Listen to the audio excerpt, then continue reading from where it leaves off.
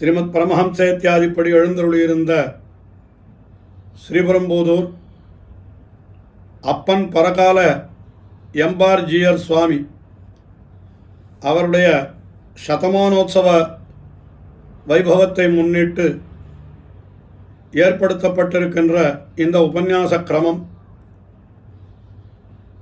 அவருடைய அத்தியந்த அபிமானியாய் திகழ்ந்த ஸ்ரீமத் பரமஹம்சேத்தியாதிப்படி எழுந்தருளியிருக்கின்ற ஏதுகிரி யதிராஜ நாராயண ராமானுஜ ஜீயர் சுவாமி அவர்களுடைய நியமனத்தின் பேரிலே இந்த உபன்யாச தொடரானது நடைபெற்று வருகிறது. அப்பன் பரகால ராமானுஜ ஜீயர் சுவாமி அவரை அடியேன் ஏறக்குறைய 50 ஆண்டுகளுக்கு மேலாக அவரோடு அடியேன் பழகியிருக்கிறேன் என்று சொன்னால் இது பல பேருக்கு ஆச்சரியத்தையே விளைக்கலாம். ஆனால் மிக மிக அடியேனுடைய சிறிய வயதிலிருந்தே அந்த எம்பார்ஜியர் சுவாமியோடு அடியேனுக்கு ஒரு தொடர்பு ஏற்பட்டிருந்தது. எம்பார்ஜியர் சுவாமி என்று பிரசித்தராய் எழுந்தருளியிருந்த அந்த சுவாமி பூர்வாசிரமத்திலே அவர் நித்தியவாசமாக எழுந்தருளியிருந்த இடம் சென்னையிலே மயிலாப்பூர். அடியேன் நித்தியவாசமாக இருக்கிற இடம் திருவல்லிக்கேணி. இரண்டும் மிக மிக சமீபத்தில் இருக்கிறபடியினாலே அடிக்கடி அடியேனோடு அவருக்கு சமாகமம், அவரோடு அடியேனுக்கு அடிக்கடி சமாகமம் ஏற்பட்டது. அதிலேயும் அடியேனுடைய மிகச்சிறிய வயதிலேயே, அதாவது ஒரு 15-20 வயதுக்கு உள்ளாகவே அந்த சுவாமியினுடைய பரிச்சயம் அடியேனுக்கு ஏற்பட்டிருந்தது. அதற்கு காரணம் ஸ்ரீ கார்பங்காடு மகாவித்வான் வெங்கடாச்சாரிய சுவாமி அவர் திருவல்லிக்கேணியில் பல பல உபன்யாசங்களை எல்லாம் நிகழ்த்துவார். அந்த உபன்யாசங்களுக்கு அடியேனுடைய அத்தை தாயார் முதலானவர்கள் செல்லுகிற பொழுது அடியேனையும் அழைத்து செல்லுவார்கள். அவருக்கு மிக அந்தேவாசியாக இருந்த இவர் சுவாமி எம்பார்ஜியர் சுவாமி, அப்பொழுது அவருக்கு திருநாமம் குமாரவாடி ராமானுஜாச்சாரியர் என்பதுதான் அவருடைய திருநாமம். அவரும் அவரோடு கூட கார்பங்காடு சுவாமியோடு வருவார். அப்பொழுதே அவரை பார்த்திருக்கிறேன். ஆனால் அது மட்டுமல்ல, அவர் தினமணி என்று வருகின்ற ஒரு பத்திரிகை, அதாவது தினச்சரி, அது தினந்தோறும் வருகின்ற ஒரு நாளிதழ், செய்தித்தாள் தினமணி. அந்த பத்திரிகையிலே தான் குமாரவாடி ராமானுஜாச்சாரியர் சுவாமி, அதாவது குமாரவாடி ராமானுஜாச்சார் சுவாமி ஒரு பத்திரிகையிலே நிருபராக உதவி ஆசிரியராக பணிபுரிந்து கொண்டிருந்தார். அதனாலும் அவர் கொஞ்சம் பிரசித்தராக இருந்தபடியினாலே அடியேனுக்கு நன்றாக பரிச்சயமானார். அதை தவிர அடியேனுடைய 24வது வயதிலே கீதாச்சாரியன் என்று ஒரு மாதவிதழை தொடங்கினேன். ஸ்ரீ வைஷ்ணவ சம்பிரதாய பத்திரிகை, மாச பத்திரிகை, அதை தொடங்கினேன். அப்பொழுது அவரோடு அடியேனுக்கு இன்னும் நெருங்கிய தொடர்பு ஏற்பட்டது. அடியேனுக்கு 24 வயசு. அந்த காலத்திலேயே குமாரவாடி சுவாமியோடு நெருங்கின தொடர்பு ஏற்பட்டது. அடியேனுடைய பத்திரிகைக்கு அவர் சில கட்டுரைகளெல்லாம் கூட எழுதி கொடுத்திருக்கிறார். முதலிலே அடியேனுடைய பத்திரிகை வெளியீட்டு விழா என்று திருவல்லிக்கேணி பார்த்தசாரதி சந்நிதியிலே நடைபெற்ற பொழுது அதற்கு தினமணி பத்திரிகையினுடைய சார்பிலே நிருபராக குமாரவாடி சுவாமி வந்திருந்தாருங்க. அந்த தினமணி பத்திரிகையிலே இந்த பத்திரிகையினுடைய வெளியீட்டு விழாவை பற்றி கூட எழுதியிருந்தார். அவர் காஞ்சி பிரதிவாதிபேங்கர சுவாமி அவருடைய தலைமையிலே தான் அந்த வெளியீட்டு விழா நடைபெற்றது. அதனால் அதை பற்றி புகைப்படத்தோடு தினமணி பத்திரிகையிலே வெளிவருவதற்கு குமாரவாடி சுவாமி தான் காரணமாயிருந்தார். குமாரவாடி ராமானுஜாச்சார சுவாமி என்று பூர்வாசிரம திருநாமத்தோடு எழுந்தருளியிருந்தவர் காரப்பங்காடு சுவாமிக்கு அந்தேவாசியாக இருந்தார். அடியேன் காஞ்சி பிரதிவாதிபேங்கர சுவாமிக்கு அந்தேவாசியாக இருந்தேன். ஆனாலும் எங்கள் இருவருக்கும் கூட ஒரு விதமான தொடர்பு உண்டு என்று அப்படியும் சொல்லலாம். ஆனால் அதுவே காரணமாக கூட சில இடங்களிலே அந்த சுவாமியோடு எனக்கு ஒரு கருத்து வேறுபாடெல்லாம் கூட நடுவில் ஏற்பட்டிருக்கிறது. அடியன் கீதாச்சாரியின் பத்திரிகை ஆரம்பித்த பிற்பாடு, ஆரம்பித்த காலத்தில் சில வருடங்கள் நம்முடைய பத்திரிகையிலேயே அவர் கட்டுரைகள் எழுதியிருக்கிறார். சில விஷயங்கள் எனக்கு தினமணியில் பிரசுரமான ஃபோட்டோக்கள் வேணும்னு கேட்டால் கூட அதெல்லாம் கொண்டு வந்து கொடுப்பார் குமாரவாடி சுவாமி. இப்படித்தான் ஒரு தடவை ஏதோ உலகத்தமிழ் மகாநாடோ அல்லது வேறு ஏதோ ஒரு மகாநாடு நடந்த பொழுது தமிழக அரசாங்கத்தால் ஒரு பெரிய அலங்கார ஊர்தி ஆண்டாளை பற்றி வைக்கப்பட்டிருந்தது. அதை தினமணி பத்திரிகையில் புகைப்படம் எடுத்து போட்டிருந்தார்கள். அதை நான் கீதாச்சாரியன் பத்திரிகையில் வெளியிட வேணும் என்று சொன்ன உடனே அந்த தினமணி பத்திரிகையிலிருந்து அதனுடைய அதை என்ன சொல்கிறது, ஃபோட்டோ கூட இல்லை, அந்த பிளாக் என்று சொல்லுவார்கள் அந்த காலத்தில், அதையே அடியனுக்கு எடுத்து கொடுத்து விட்டார். இந்த பிளாக்குன்னா அப்படியே அச்சு ஆஃபீஸில் அந்த பிளாக்கை கொண்டு போய் கொடுத்துட்டா அது அப்படியே பேப்பரில் அச்சு போட்டுடுவார். அப்படி தினமணி பத்திரிகையிலேருந்து பிளாக்கையே எடுத்து அடியனுக்கு கொடுத்தார் குமாரவாடி சுவாமியாக எழுந்தருளி இருந்த பொழுது. என்னால் அவர் எந்த அளவுக்கு அடியனோடு நெருங்கி இருந்தார் என்பதை தெரிவிப்பதற்காக இதை நான் சொன்னேன். இப்படியெல்லாம் நெருங்கின தொடர்பு இருந்தது. ஆனால் அதற்கு பிறகு சில ஆண்டுகள் கழித்து அவரே என்ன பண்ணினார் என்னால், அவரே திருமால் என்கிற பெயரிலே ஒரு மாத பத்திரிகையை அவரே தொடங்கினார், வைஷ்ணவ மாத பத்திரிகை. அதுவும் சிறப்பாக வெகு காலம் நடந்து வந்தது திருமால் பத்திரிகை. ஆனால் கீதாச்சாரியன் பத்திரிகையும் திருமால் பத்திரிகைக்கும் போட்டி உண்டா என்ன? போட்டி என்பது கிடையாது. திருமால் பத்திரிகை தொடங்குகிற பொழுதே அடியேன் இப்படித்தான் எழுதினேன் அடியனுடைய பத்திரிகையில். இந்த மாதிரி அடியன் ஒரு பத்திரிகை நடத்திட்டு இருக்கேன். இப்போது குமாரவாடி சுவாமி அவர் அந்த தினமணி பத்திரிகையிலேருந்து ஓய்வு பெற்ற பிற்பாடு அவர் அந்த திருமால் பத்திரிகையை தொடங்கினார். அவர் தொடங்குகிற பொழுதே அவருக்கு ஒரு 60 வயது இருக்கலாம் குமாரவாடி சுவாமிக்கு. அப்போ எழுதுகிற பொழுது அடியன் என்ன எழுதினேன்னால், அது ஈட்டிலேருந்து ஒரு ஐதீகத்தை எடுத்து எழுதினேன். அதாவது ஒருவன் கிணற்றிலே விழுந்தால் அவனை கை கொடுத்து தூக்குபவர்கள் இருவரானால் அது விழுந்தவனுக்கும் மேலே வருவது எளிது, தூக்குபவர்களுக்கும் தூக்குவது மிக எளிது என்று ஒரு இடத்துல ஒரு ஐதீகம் சொல்லப்படுகிறது. அதை எடுத்து எழுதி எத்தனை பத்திரிகைகள் வந்தாலும் நம்முடைய சம்பிரதாயத்திற்கு போராது, அதனால் இன்னும் 2 பேர் வந்தால் கூட நம்முடைய சம்பிரதாயத்திற்கு உபயோகமாகத்தான் இருக்கும் என்று அடியேன் எழுதினேன். அதை மிகவும் மகிழ்ச்சியோடு வரவேற்றார். நன்றாக எழுதியிருந்தாய் என்று என்னை கொண்டாடினார். அந்த அப்போ திருமால் பத்திரிகையினுடைய ஆசிரியரான ஸ்ரீவே, அப்பொழுது குமாரவாடி ராமானுஜாச்சார் சுவாமி என்ற பெயரோடு எழுந்தருளியிருந்த சுவாமி. ஆனாலும் நடுநடுவில் ஏதாவது சில கருத்து வேறுபாடுகள் ஏற்படும். அது பற்றி அடியனுடைய பத்திரிகையில் எழுதுவதும் அவருடைய பத்திரிகையில் எழுதுவதும் இதெல்லாம் கூட கொஞ்சம் எங்களுக்குள்ளே ஏதோ மோதல் இருக்கிறா போல கூட ஒரு சில காலங்களில் ஒரு சில விஷயங்கள் ஏற்பட்டது. நான் கூட ஒரு முறை எழுதிவிட்டேன். அவர் குமாரவாடி ஷே ராமானுஜாச்சார் சுவாமி என்பது அவருடைய திருநாமம். அதனால் அவர் என்ன பண்ணுவார்னா, பத்திரிகையில் எழுதுகிற பொழுது ஒரு ஏதாவது ஒரு அபிப்பிராயத்தை எழுதினா கீழே வந்து தம்முடைய கையெழுத்தாக ஷே ரா என்று அப்படி கையெழுத்து போடுகிறவர். ஷே என்பது அவருடைய, அதாவது திருத்தாப்பனார் ஒருவேளை சேஷாத்திரின்னு பேர் இருந்திருக்கலாம், தெரியாது அடியனுக்கு. குமாரவாடி ஷே ராமானுஜாச்சாரியார் என்பது அவருடைய பெயர். ஷே என்பது அவருடைய இனிஷியல் தமிழில். ரா என்கிறது ராமானுஜாச்சாரியார் என்கிற அந்த பெயருடைய முதல் எழுத்து. அதனால் ஷே ரா என்று கையெழுத்து போடுவர். அதில் ஒரு இடத்துல இந்த மாதிரி இது அடியனுடைய கருத்து என்று அவர் எழுதினார். அடியன் கூட மிகவும் வேடிக்கையாக ஒரு வாட்டி எழுதினேன், ஷேரா கருத்து, அது ஷேரா கருத்து என்று எழுதினேன். உடனே அவர் என்னிடத்தில் தொடர்பு கொண்டு, அடடா நீ இப்படியெல்லாம் எழுதுவாய் என்று தெரிந்திருந்தால் நான் ஷேரானே கையெழுத்து போட்டிருக்க மாட்டேன் என்று சொல்லிவிட்டு, அதற்கு பிறகு அவர் எப்பொழுதுமே ஷேரா என்று கையெழுத்து போடாமல் ஷே ராமானுஜன் என்றே கையெழுத்து முழுக்க போட்டுருந்தார். ஷேரா என்பவருடைய கருத்து சம்பிரதாயத்திற்கு ஷேரா கருத்துன்னு எழுதிட்டேன் பத்திரிகையில். ஆனால் அதெல்லாம் கூட அவர் கோபித்து கொள்ளலை.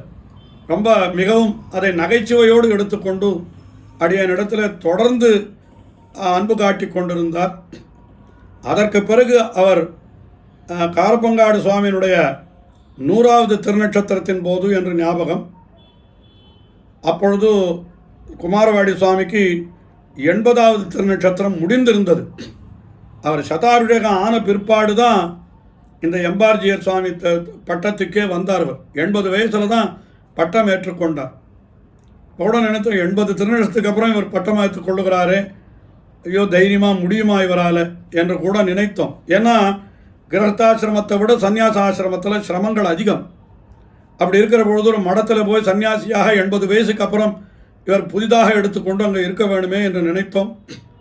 ஆனால் அதையெல்லாம் அவர் பொருள்படுத்தாமல் அவர் அந்த சந்நியாச ஆசிரமத்தில் இருந்து அதற்கு பிறகு ஏறக்குறைய 20 ஆண்டுகள் அந்த ஸ்தானத்தில் அவர் எழுந்தருளியிருந்தார். அந்த எம்பார்ஜியர் மடத்தில் அவர் சன்னியாசியாக மட்டாதிபதியாக எழுந்தருளின பிற்பாடு அடியனுக்கும் அவருக்குமான தொடர்பு இன்னும் நெருங்கியது என்று தான் சொல்ல வேண்டும். என்ன காரணம்? அடியன் முன்னாலேயே அவர் அடியனுக்கு நிறைய பரிச்சயமானவர்.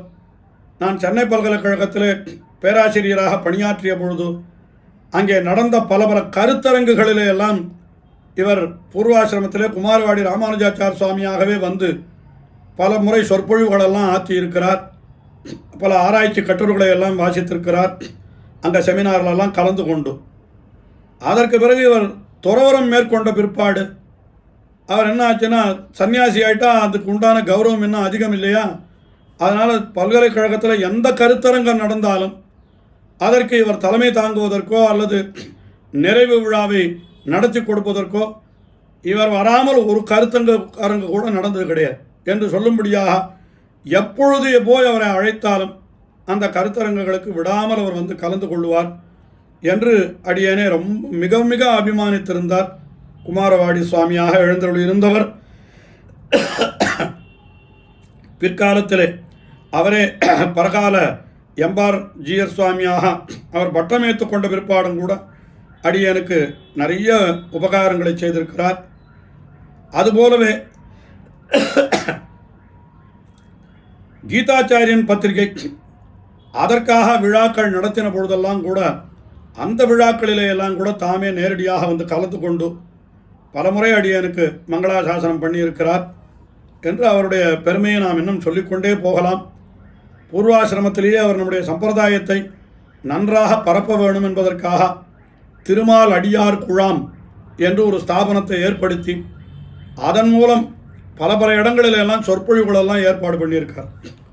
அது மட்டுமல்ல, ஸ்ரீ ராமானுஜருடைய வாழ்க்கை வரலாறு அதை மொத்தம் படமாக எழுதி வைத்து அதை கொண்டு ஒரு பெரிய வாகனத்தை வைத்து கொண்டு தமிழ்நாடு பூரா பாத யாத்திரை பண்ணினார். ஏறக்குறைய ஒரு 2000 கிலோமீட்டர் இருக்குன்னு நினைக்கிறேன், இப்போ எனக்கு மறந்து போயிடுது. பூரா பாத யாத்திரை போனார். எப்பொழுது பட்டம் ஏற்றுக்கொள்வதற்கு முன்னாலே என்று இப்படி நிறைய சம்பிரதாயத்திற்காக பணியாற்றி இருக்கிறார். நடுநடுவில் அடியனுக்கு ஏற்பட்டிருந்த கருத்து வேறுபாடுகளை எல்லாம் கூட அதை பொருளே படுத்தாமல் அடியனிடத்தில் மிக மிக அன்பு பூண்டு ஒழுகினார். திருநட்சத்திரம் ரொம்ப அதிகமான பிற்பாடு கூட தள்ளாமையாக இருந்தால் கூட ஏதாவது ஒரு விழாவுக்கு தேவர் வர வேண்டும் என்று அடியன் பிரார்த்தித்தேனானால் தம்முடைய உடல் நலத்தினுடைய அசக்தியும் பொருட்படுத்தாமல் வெங்கடகிருஷ்ணன் அழைத்து விட்டார், நான் மாட்டேன்னு சொல்ல மாட்டேன் என்ன அந்த விழாவுக்கு வந்துவிட்டு அவர் தன்னுடைய அதாவது சக்திக்கு மீறி அந்த இடத்துல உபன்யாசங்களெல்லாம் இழுத்து விட்டுத்தான் அவர் செல்லுவார் என்று இப்படி அவருடைய வைபவத்தை சொல்லிக்கொண்டே போகலாம். ஏற்கனவே அடியன் தெரிவித்தார் போல அடியனுடைய 20வது பிராயத்திலிருந்து கொண்டால் கூட இன்னும் அதுக்கு முன்னாலேயே கூட தெரியும், நன்றாக நேரடியான பரிச்சயம் என்று 20வது பிராயம் கொண்டால் கூட கிட்டத்தட்ட 50 வருடங்கள் அவரோடு அடியன் பழகியிருக்கிறேன். அப்படிப்பட்ட சுவாமி ஒரு உயர்ந்த வியக்தி. அவருடைய சதமானோத்சவத்திலே இப்படிப்பட்ட ஒரு உபன்யாச கிரமம் ஏற்பாடு செய்யப்பட்டிருக்கிறது.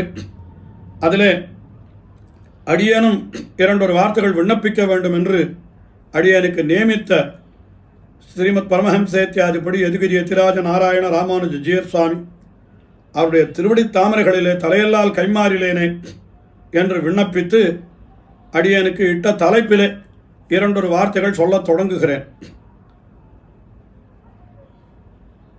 காரப்பங்காடு சுவாமியினுடைய அந்தேவாசியாக எழுந்தொழியிருந்தவர் சுவாமி ஜீயர் சுவாமி என்று தெரிவித்தேன். அதாவது பூர்வாசிரமத்தில் குமாரவாடி ராமானுஜாச்சார் சுவாமி என்ற திருநாமத்தோடு கார்பங்காடு சுவாமியினுடைய அந்தேவாசியாய் சிஷ்யராய் எழுந்தொழியிருந்தவர். அந்த கார்பங்காடு சுவாமிக்கு பகவத்கீதைகள் உபன்யசிக்கிறதுல ரொம்ப ஈடுபாடு அதிகம். நிறைய தடவை கீதா பாஷ்ய காலக்ஷேபத்தை கார்பங்காடு சுவாமி சாதித்திருக்கிறார். குமாரவாடி சுவாமியாக எழுந்தொழியிருந்த காலத்திலேயே அந்த கார்பங்காடு சுவாமியினுடைய உபன்யாசத்தை எல்லாம் அப்படியே ஏடுபடுத்தி அதை புத்தகமாக கூட வெளியிட்டிருக்கிறார் குமாரவாடி சுவாமி. அப்புறம் அவர் அப்பன் பரகால ராமானுஜ ஜீயர் சுவாமியாக ஆன பிற்பாடும் அதை மறுபறிப்பு செய்திருக்கிறார் என்று அடியனுக்கு தெரியும். ஆயினால அந்த கீதையினுடைய விஷயத்தையே இங்கே அடியனுக்கு தெரிவிக்க வேண்டும் என்று நம்முடைய எதிகிரி எதிராஜ ஜீயர் சுவாமி அடியனுக்கு நியமித்திருக்கிறார். அது அடியனுக்கு அவர்கள் கொடுத்திருக்கிற தலைப்பு மாயன் அன்று ஓதிய வாக்கு என்பதுதான் அடியனுக்கு கொடுக்கப்பட்டிருக்கிற தலைப்பு. மாயன் அன்று ஓதிய வாக்கு, அது என்னன்னா கீதை. அதுவும் முக்கியமாக அதில் இருக்கக்கூடிய சர்மஸ்லோகம் என்கிறது தான் ரொம்ப முக்கியமான விஷயம். அது இது மாயன் அன்றோதிய வாக்கு என்கிற இந்த ஸ்ரீசூக்தி திருமழிசை ஆழ்வாருடைய நான்முகன் திருவந்தாதியிலே இடம்பெற்றிருக்கிற ஒரு பாசுரத்தில் இருக்கக்கூடியதாகும். அந்த பாசுரத்தில் என்ன விசேஷம் தெரிவிக்கப்படுகிறது, முதல்ல அதை தெரிவித்து விடுகிறேன். சேயனணியன் சிறியன் மிகப்பெரியன் ஆயன் துவரை கோனாய் நின்ற மாயன் அன்று ஓதிய வாக்கதனைக் கல்லார் உலகத்தில் ஏதிலராய் மெய்ஞானமில். இதுதான் பாசுரம். இதில் என்ன தெரிவிக்கிறார் திருமழிசை ஆழ்வார்? சேயன் அணியன். சேயன் என்னால் ரொம்ப தூரத்தில் இருக்கிறவன் அர்த்தம். அணியன் என்னால் ரொம்ப கிட்டத்தில் அருகிலே இருக்கிறவன் அர்த்தம். சிறியன் என்னால் பெருமையாலே மிகவும் குறைந்தவன் என்ன அர்த்தம். பெரியன் என்னால் மிக மிக பெரியவன் என்ன அர்த்தம். இதெல்லாம் எம்பெருமானுக்கு விசேஷனம். அவன் சேயனாயும் இருக்கிறான், அவன் அணியனாயும் இருக்கிறான், அவன் சிறியனாயும் இருக்கிறான், அவன் பெரியனாயும் இருக்கிறான் என்று சொல்லிவிட்டு அதற்கு பிறகு அடுத்தபடியாக என்ன சொல்றார்னா, ஆயன் என் ஆய்குலத்திலே வந்து அவதரித்தான், துவரை கோனாய் நின்ற மாயன், துவாரகாதீசனாக எழுந்தருளியிருந்தான். அப்படிப்பட்டவன் அன்று ஓதிய வாக்கு. அன்று ஓதிய வாக்கு என்னாலுன்னா, அன்றைய தினம் பாரத யுத்தத்தின் நடுவிலே அர்ஜுனனுக்காக சொன்னான் அல்லவா, அன்று ஓதிய வாக்கு. வாக்கு என்கிறது பகவத்கீதை முழுவதையும் சொல்லுகிறது என்றும் கொள்ளலாம். அல்லது அந்த பகவத்கீதையினுடைய சாரமான, அதாவது பகவத்கீதையினுடைய சுருக்கமாக சாரமாக சொல்லப்படுவதான சர்மஸ்லோகம், அதை சொல்லுகிறது என்றும் கொள்ளலாம். அந்த ஓதிய வாக்கு அதனை கல்லார், அதை யார் கற்கவில்லையோ அவர்கள் உலகத்தில் ஏதிலராய். ஏதிலராய் என்பதற்கு இரண்டு விதமாக பொருள் சொல்லலாம். ஏதும் இல்லாதவராயின்னு அர்த்தம். ஏதிலராயின்னு அர்த்தம் எதுவுமே இல்லாதவர்கள் அவர்கள் என்று ஒரு அர்த்தம். இல்லை, ஏதிலர் என்றே ஒரு முழு சொல்லாக கொண்டால் எல்லாருக்கும் பகைவர் சத்ரு என்று பொருளாயிடும். அங்கே கோபெருமாளை பற்றி சொல்கிற பொழுது சொன்னாள் அல்லவா, ஏழை ஏதலன். அந்த ஏதலன் என்கிறது தான் இந்த இடத்துல ஏதிலர் என்கிற சொல்லா வருகிறதுன்னு கொள்ளலாம். ஆக உலகத்தில் ஏதிலராய், உலகத்திற்கே அவர்கள் பகைவராய், மெய்ஞானமில், அவளுக்கு மெய்யான ஞானமே இல்லாதவர்கள், அறிவழிந்தவர்கள். யார் பகவத்கீதையை, அந்த பகவானுடைய திருவாக்கான சரமஸ்லோகத்தை, அதனுடைய அர்த்தத்தை உள்ளபடி அறிந்து கொள்ளவில்லையோ அவர்கள் உலகத்திற்கே விரோதிகள். ஆண்டாள் சொல்ல திருப்பாவையை பற்றி சொல்லலையா, என்ன சொன்னோம்? கோதை தமிழ் ஐயைந்தும் ஐந்தும் அறியாத மானிடரை வையம் சுமப்பதும் வம்பு என்று சொன்னார்கள். இந்த திருப்பாவை அறியாதவர்கள் அவர்களை இந்த பூமி சுமக்கிறதே வீணன்னு சொன்னார் போல, அது பகவதி கீதா என்று அது ஆண்டாளுடைய திருப்பாவைக்கு சொல்லப்பட்டது. இது பகவத்கீதா, பகவானுடைய ஸ்ரீசூக்தியான இந்த பகவத்கீதை. அதற்கு என்னன்னு கேட்டால், இதை கற்காதவர்கள் உலகத்தில் ஏதிலராய், எல்லாருக்கும் பகைவராய், மெய்ஞானம் இல்லாதவர்களாய் அவர்கள் இருக்கிறபடியினாலே அவர்களாலே உலகத்திற்கு ஒரு உபயோகமும் இல்லை என்று இதைத்தான் இந்த பாசுரம் தெரிவிக்கிறது. ஆக பகவத்கீதையினுடைய ஞானம் என்கிறது மிக மிக முக்கியமானது என்று இந்த பாசுரத்திலே தெரிவிக்கப்படுகிறது. ஆனால் இந்த பாசுரத்தில் ரொம்ப ஒரு முக்கியமான விஷயத்தை நாம் கவனத்திலே கொள்ள வேண்டும். சரமஸ்லோகம் அது என்னன்றதை எடுத்து விவரித்து கொண்டு போகலாம், அது ஒரு பக்கம் இருக்கட்டும். அதை விட ரொம்ப முக்கியமான விஷயம் என்னன்னா, இந்த பாசுரத்தில் என்ன சொல்லப்படுகிறது அப்படின்னா, மாயன் அன்று ஓதிய வாக்குன்னு ஒரு திருவாக்கு அமைந்திருக்கிறது. இது ரொம்ப ஆச்சரியமான விஷயம். இது கண்ணன் என்று இப்போ இந்த பாசுரத்திலேயே சேயன்னு சொன்னார், அணியன்னு சொன்னார், சிறியன்னு சொன்னார், பெரியன்னு சொன்னார், ஆயன்னு சொன்னார், துவரைக்கோனாய் நின்ற மாயன். எல்லாமே நாம் பார்த்தால் ஒன்றோடொன்று தொடர்புடையது. எம்பெருமான் எப்படிப்பட்டவன் என்றால், பத்துடை அடியவர்க்கு எளியவன், பிறர்களுக்கு அரிய வித்தகன். அது தெரிஞ்ச விஷயம்தான். அப்போது சேயன் என்கிறது ஆருக்கு? அடியவர்கள் அல்லாதவர்களுக்கு எம்பெருமான் வெகு தூரத்தில் இருக்கிறான். அணியன் என்கிறது ஆருக்கு?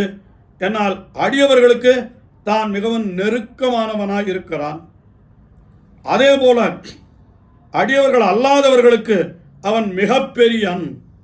ஆனால் அடியவர்களுக்கு தன்னை மிகவும் தாழவிட்டு கொண்டு அவர்கள் சொன்னபடி கேட்டு அவர்களுக்கு ஏவலாளாய் அவர்களாலே கட்டப்படும்படி அடிக்கும்படி அவர்களுக்கு தன்னை ஆக்கி கொடுத்து அவர்களுக்கு தன்னை தூதனாக ஆக்கி அவர்களுக்கு தன்னை சாரதியாக ஆக்கி இப்படியெல்லாம் பண்ணுறான்னு இல்லையோ, அதனால சிறியன்.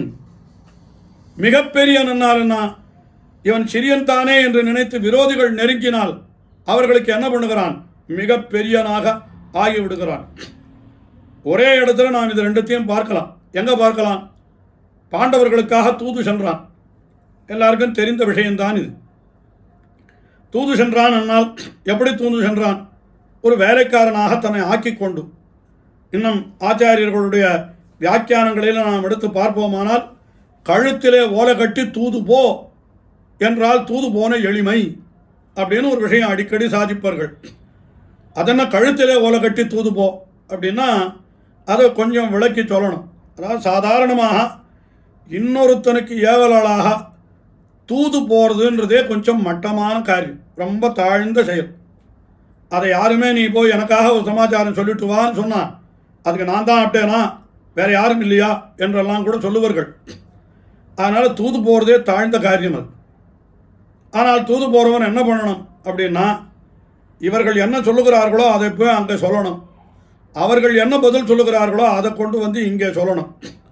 இதுக்கு பெரிய சாமர்த்தியம் வேணும்னு அவசியம் இல்லைன்னு சொல்லுவாள். இன்னும் இவன் சொல்கிறத அவனிடத்த சொல்ல போகிறான், அவன் சொல்கிறத இவனிடத்த சொல்ல போகிறான், இதுதானே, இதுக்கு சாமர்த்தியம் வேண்டியதில்லை அப்படின்னு சொன்னான். இல்லை இல்லை, சொல்கிற வார்த்தையை ஒழுங்காக போய் சொல்லணும்.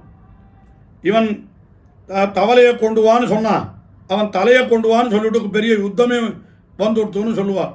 என்ன சொன்னார்களோ அதை ஒழுங்காக சொல்கிறதுக்கு சாமர்த்தியம் வேணும்.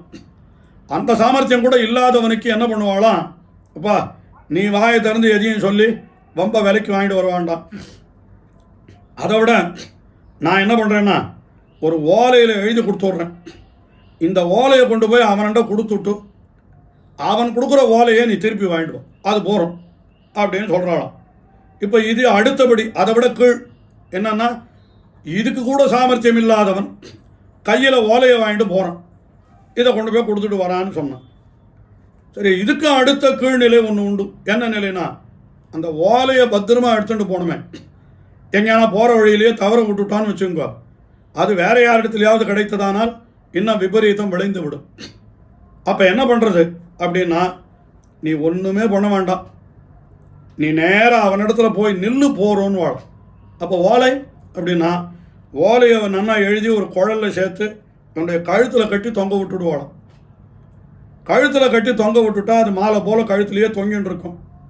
இவன் ஒரு காரியமும் பண்ண வேண்டாம், நேராக இன்னொருத்தர் இடத்துல போகணும், அங்கே போய் நிற்கணும், அவன் கழுத்தில் இருக்கிற ஓலையை அவுத்து பார்த்து என்ன சமாச்சாரம்னு தெரிஞ்சுக்கிறான். அடுத்த நிமிஷம் அதுக்கு பதிலே அவனும் அதே ஓலையில் எழுதி அதே கழுத்தில் போட்டு இவன்கிட்ட அனுப்பிச்சுட்றான். இப்போ இந்த காரியத்தை பண்ணுறதுக்கு என்ன சாமர்த்தியம் வேணும்? இந்த காரியத்தை ஒரு நாய் பண்ணும், பழக்கி வச்சா இல்லையா? நாயினுடைய கழுத்தில் கொத்த வச்சுட்டா அது பாட்டுக்கு போகிறது, திருப்பி வந்துடுறது, அவ்வளோதானே. அந்த காலத்தில் புறாக்களை இட்டு தூது அனுப்புறதுன்னு வழக்கம் உண்டுன்னு சொல்லுவாள். புறாவினுடைய இதில் வச்சு சொருக்கி வச்சுடுவான் ஓலையை, அது போகம் வரும். இது என்ன அப்படின்னா 6 அறிவு படைத்தவன் கூட வேண்டியதில்லை இதுக்கு. 5 அறிவு படைத்த விலங்குகளே இந்த காரியத்தை, திரியக்குகளே இந்த காரியத்தை பண்ணும்.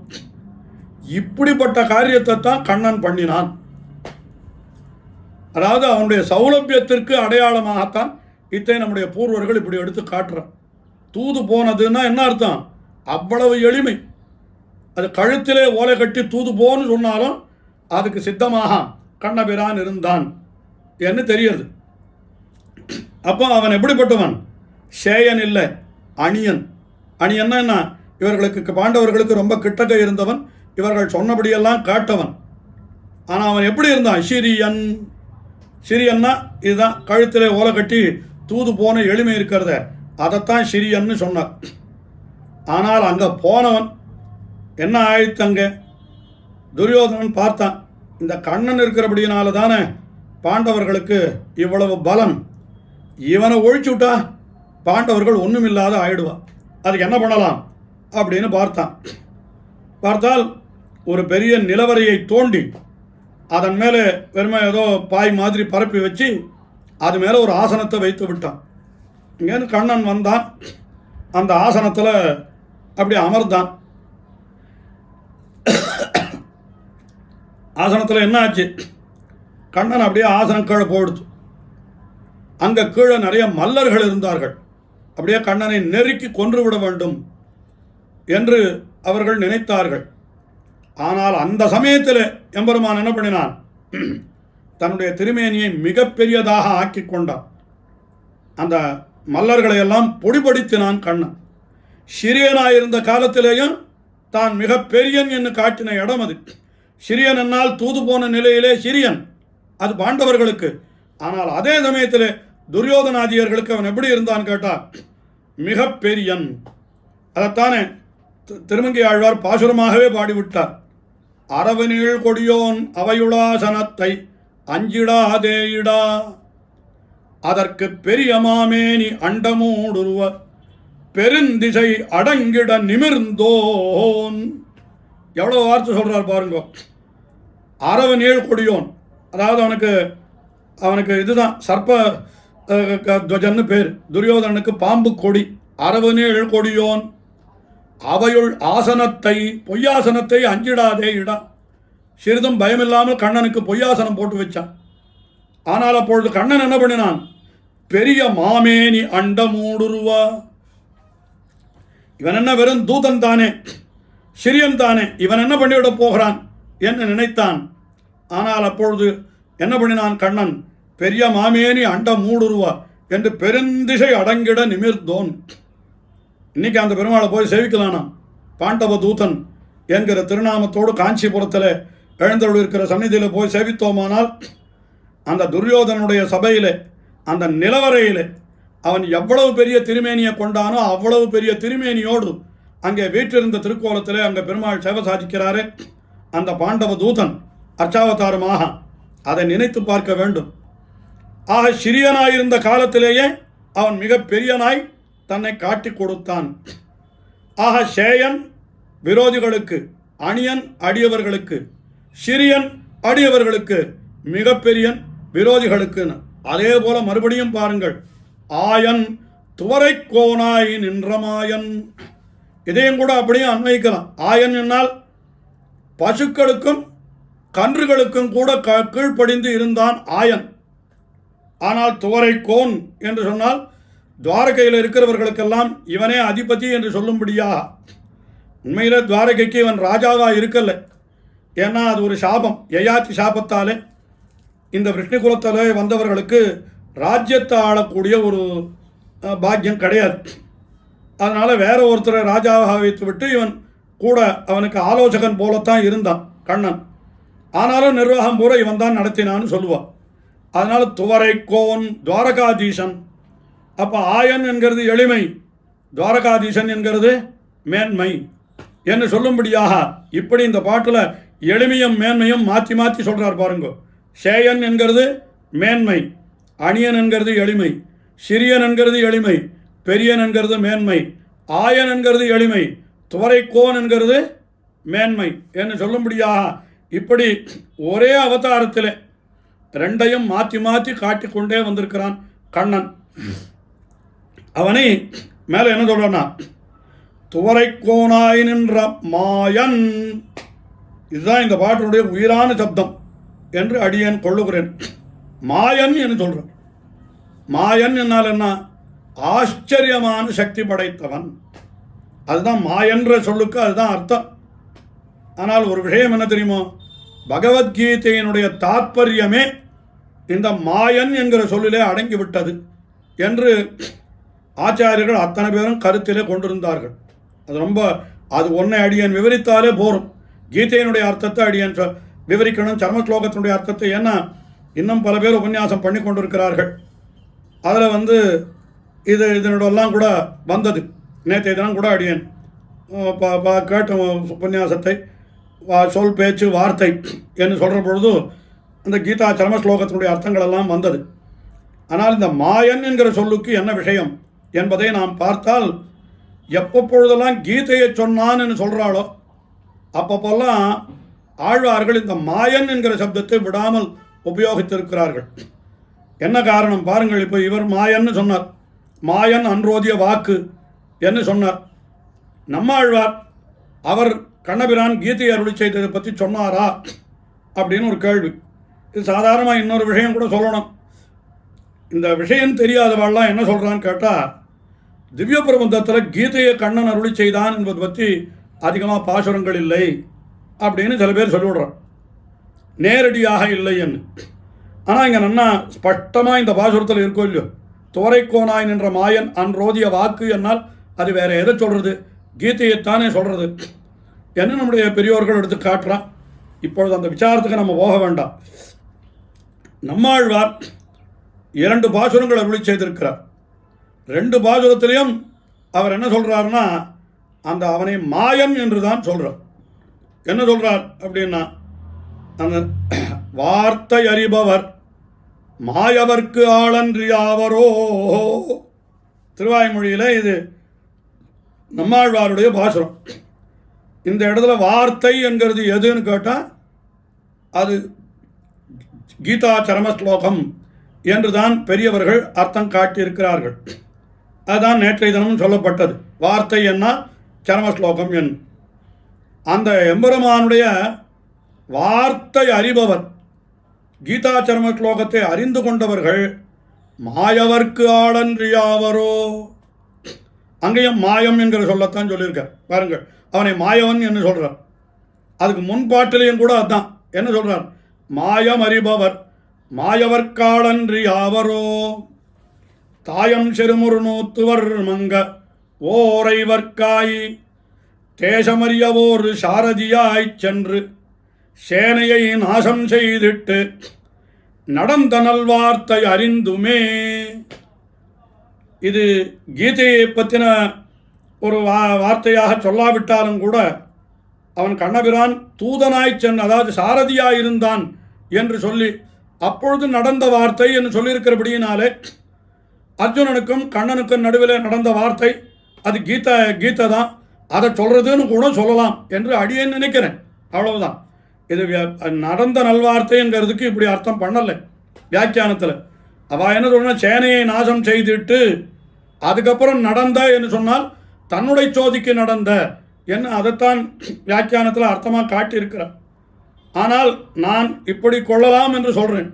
மாயம் அறிபவர், மாயா என்கிற சப்தத்தினுடைய அர்த்தத்தை அறிபவர் மாயவர்க்கு ஆளன்றி ஆவரோ. அந்த மாயவனை தவிர வேறு யாருக்காவது ஆளாவரோ? என்ன நடந்தது சொல்லுமே அப்படின்னா, தாயம் செரும் நூத்துவர் மங்க, பங்காளி சண்டை போட்டுண்டு 100 பேர் சண்டைக்கு வந்துட்டோலாம். அவர்கள் 100 வரும் மங்க ஓர் ஐவர்க்காய், அந்த 5 பேரான பாண்டவர்களுக்காக என்ன பண்ணினான்?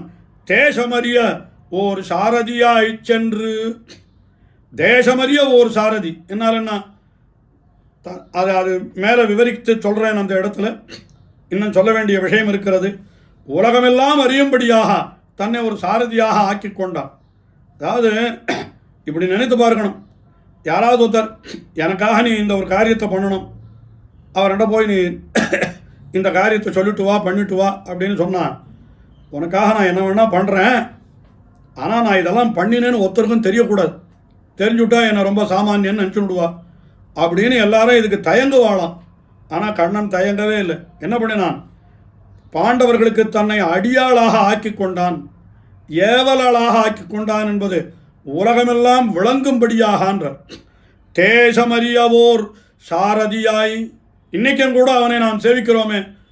ஒரு யாராவது இப்படி பார்த்த சாரதி என்று சொல்லும்படியாக இப்போ திருவல்லிக்கேணி என்கிற திவிதேசத்தில் எம்பெருமான் எழுந்தோடு இருக்கிறான். இன்றைக்கும் நாம் பார்த்த சாரதியாக அவன் எழுந்தோடு இருக்கிறான். இப்போ கூட சொல்கிறேன், ஒரு பெரிய ஸ்தானத்துக்கு ஒருத்தர் வந்துட்டார்.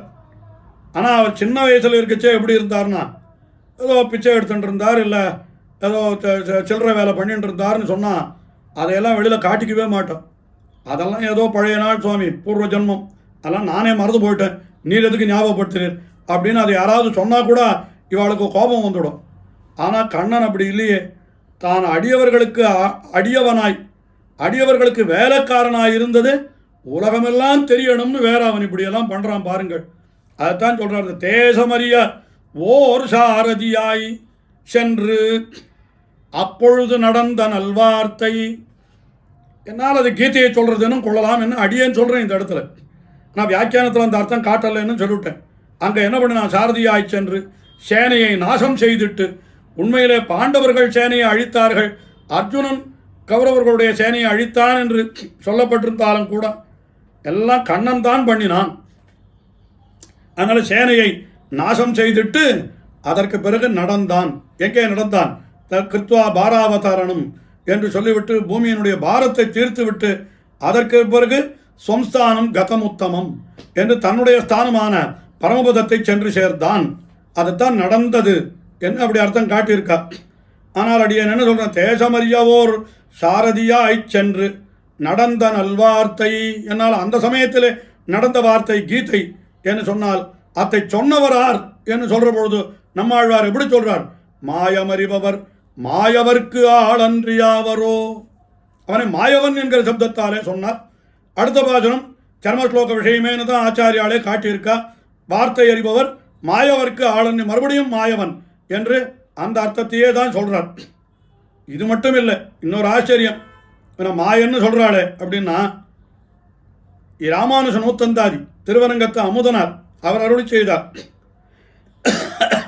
அந்த திருவரங்கத்து அமுதனார் அருளி செய்த நூத்தந்தாதியில் கூட, நூத்தந்தாதியில் எம்பெருமானாரை கொண்டாடுறார். ராமானுஜ நூத்தந்தாதியில் என்ன கொண்டாடுறார்? கீதைக்கு அற்புதமான பாஷ்யத்தை அருளி செய்தார் எம்பெருமானார். கீதா பாஷ்யம், பகவத்கீதை என்ன அதை சொல்றார் இவர்.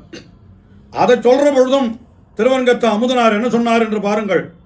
ஆர் எனக்கென்று நிகர் சொல்லில் மாயன் அன்று தெய்வத்தேரினில் செப்பிய கீதையின் செம்மை பொருள் தெரிய பாரினில் சொன்னபி ராமானுஷன். இது திருவரங்கத்து அமுதனாருடைய திருவாக்கு. இங்கேயும் கூட எம்பெருமான் அன்று ஐவர் தெய்வத்தேரினில் அந்த பாண்டவர்களுக்காக அவன் சாரதியாக இருந்த பொழுது அந்த தெய்வத்தேரினில் செப்பிய கீதை என்று சொல்கிற பொழுது என்ன சப்தத்தை பிரயோகம் பண்ணினார்? மாயன். மாயன் அன்று ஐவர் தெய்வத்தேரினில் செப்பியா. ஆஹா, முதல்ல திருமழிசை ஆழ்வார் தான் வழிகாட்டினார். என்ன வழிகாட்டினார்? அவர் சேயனனியன் மாயன் அன்றோதிய வாக்குன்னு வழிகாட்டினார். உடனே அவருக்கு அடுத்த ஆழ்வாரான நம்ம ஆழ்வார் கீதையை சொன்னவன் மாயவன் என்று மாயவர்க்கு ஆளன்றி ஆவரோன்னு சொன்னார். திருவரங்கத்து அமுதனாரம் மாயன் அன்றோதிய வாக்குன்னு சொன்னார். சரி, திருப்பி இதையே சொல்லிட்டு இருக்குமே, மாயன் மாயன் மாயன். என்ன விசேஷம் இதில் அப்படின்னா, கீதையினுடைய தாத்பரியமே இந்த மாயா என்கிற சப்தத்தில் தான் அடங்கி இருக்கிறது என்று ஆச்சாரியர்கள் திருவுள்ளம் பற்றி விட்டார். ஆனால் என்னன்னா, இந்த கீதைக்கு முதல்ல வியாக்கியானம் பண்ணினவர் ஆதிசங்கர பகவத்பாதர். அவர் கீதைக்கு ஒரு அவதாரிக்க சாதிக்கிறார். அதாவது கீதா பாஷ்யத்துக்கு அவர் பண்ணின ஆதிசங்கர பகவத்பாதர் தாம் பண்ணின கீதா பாஷ்யத்துக்கு ஒரு அவதாரிக்க சாதிக்கிறார். அந்த அவதாரிக்கையிலேயே அவர் என்ன பண்ணிட்டார்னா இந்த மாயா என்கிற சப்தத்தான் முதல்ல எடுத்துட்டார். இத்தனைக்கும் இந்த மாயா சப்தம் எங்கே வருதுன்னு கேட்டால் பகவத்கீதையில் அது 4வது அத்தியாயத்தில் ஒரு ஸ்லோகத்தில் வருது. பகவான் இந்த உலகத்திலே தான் பிறக்கிறத பற்றி தன்னுடைய அவதார ரகசியத்தை பற்றி சொல்லுகிற பொழுது அவன் என்ன சொன்னான்? பகவான் அஜோபி சன் அவ்யயாத்மா பூதானாம் ஈஸ்வரோபி சன் பிரகிருதிம் ஸ்வாம் அதிஷ்டாய சம்பவாமி ஆத்மமாயயா. என்ன சொன்னான்? அஜோபி சன்னு, நான் பிறவாதவனாய் இருக்கிற பொழுதும், அவ்யயாத்மா அழியாதவனாய் இருக்கிற பொழுதும், அதாவது எனக்கு பிறப்பும் கிடையாது, இருப்பும் கிடையாது, இறப்பும் கிடையாது. அஜோபி சன்னு அவ்யயோபி சன்னு அவ்யயாத்மா பூதானாம் ஈஸ்வரோபி சன்னு, பூதங்களுக்கெல்லாம் நான் தான் ஈஸ்வரன், எல்லா பூதங்களுக்கும் நான் தான் எஜமானன். இருந்தாலும் நான் என்ன பண்ணுகிறேன்? ஸ்வாம் பிரகிருத்திம் அதிஷ்டாயா, என்னுடைய அந்த அப்படியே என்னுடைய தன்மைகளை விடாமல் கை கொண்டு சம்பவாமி, இந்த உலகத்திலே பிறக்கிறேன் என்று சொன்னான். அங்கே சம்பவாமின்னு சொன்னவன் மேலே ஒரு சப்தம் பிரயோகம் பண்ணினான். என்ன பண்ணினான்? ஆத்ம மாயையா, என்னுடைய மாயையினாலேன்னு சொல்லிட்டான். பகவான் என்ன சொன்னான்? இந்த உலகத்திலே நான் அவதாரம் பண்ணுகிறேன் என்னுடைய மாயையினாலே. என்ன இது 4வது அத்தியாயத்தில் அவதார ரகசியத்தை சொல்கிற பொழுது சொன்ன ஸ்லோகம் இது. 4வது அத்தியாயத்தில் 6வது ஸ்லோகம்னு ஞாபகம். அஜோபிசன் அவ்யயாத்மா பூதானாம் ஈஸ்வரோபிசன்னு பிரகிருதிம் சுவாம் அதிஷ்டாய சம்பவாமி ஆத்ம மாயையான்.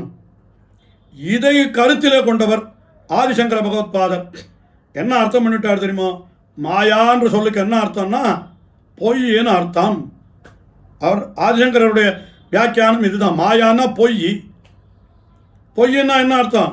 நான் உண்மையாக பறக்கல, பிறந்தா போல பாவனை பண்ணினேன், என்னுடைய அவதாரமே பொய் அப்படின்னு சொன்னதா வியாக்கியானம் பண்ணிவிட்டார். எங்க அவர் என்னன்னா இந்த மாயா சப்தம் தான் முக்கியமான சப்தம் என்று வைத்து பகவத்கீதைக்கு அவதாரிக்க வைக்கிற பொழுதே அதைத்தான் சொல்கிறார். அவர் என்ன சொல்கிறார்? அவருடைய பஞ்சுகளையே வாசிக்கிறேன் கேளுங்கள்.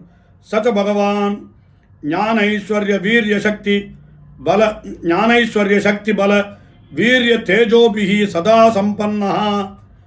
எல்லாம் விசிஷ்டாத்வைத்தத்தில் நாமும் ஒப்புக்கொள்ளுகிற அர்த்தம் தான் இது. இது ஆதிசங்கரர் சொல்கிறார். பகவான் அப்படின்ற சப்தத்திற்கு என்ன அர்த்தம்? 6 குணங்களோடு கூடியவன் என்ன அர்த்தமா? அதை அவரே விவரிக்கிறார். என்ன 6 குணங்கள்? ஞான ஐஸ்வர்ய சக்தி பல வீரிய தேஜோபிகி. ஆக இந்த 6 குணங்களாலே சதா சம்பன்னா, எப்பொழுதும் கூடியிருக்கிறான். அதுக்கு மேலே அடுத்தது சொல்கிறார். திரிகுணாத்மிகாம் வைஷ்ணவீம் சுவாம் மாயாம் மூல பிரகிருத்தியம் வசீகிருத்திய. முக்குண மாயை, அதாவது ரஜோகுணம் தமோகுணம் சத்வகுணம் என்கிற 3 குணங்கள் இருக்கிறது. இதெல்லாம் சேர்ந்ததுன்னு மூல பிரகிருதி. இதையெல்லாம் தன்னுடைய வசத்திலே கொண்டவன் அவன். பகவான் இன்னும் எப்படிப்பட்டவன்? அஜஹா, அஜஹான பிறவாதவன், அவ்யயா அழியாதவன். எல்லாம் இந்த ஸ்லோகத்தினுடைய அர்த்தம் அப்படியே. அஜோபிசன் அவ்யயாத்மா பூதானாம் ஈஸ்வரஹா, பூதங்களுக்கெல்லாம் ஈஸ்வரனாயிருக்கிறவன். அதுக்கு மேலே நித்திய சுத்த புத்த முக்த ஸ்வபாவா, அவன் எப்பொழுதும் நித்திய சுத்தன் என்னால் எப்பொழுதும் சுத்தமாயே இருப்பவன். புத்த என்னால் நித்தியமும் பிரபுத்தன், ஞானமே வடிவெடுத்தவன், இந்த சம்சாரத்தினுடைய தொடர்பே இல்லாதவன். முக்த ஸ்வபாவா அபி சன்னு.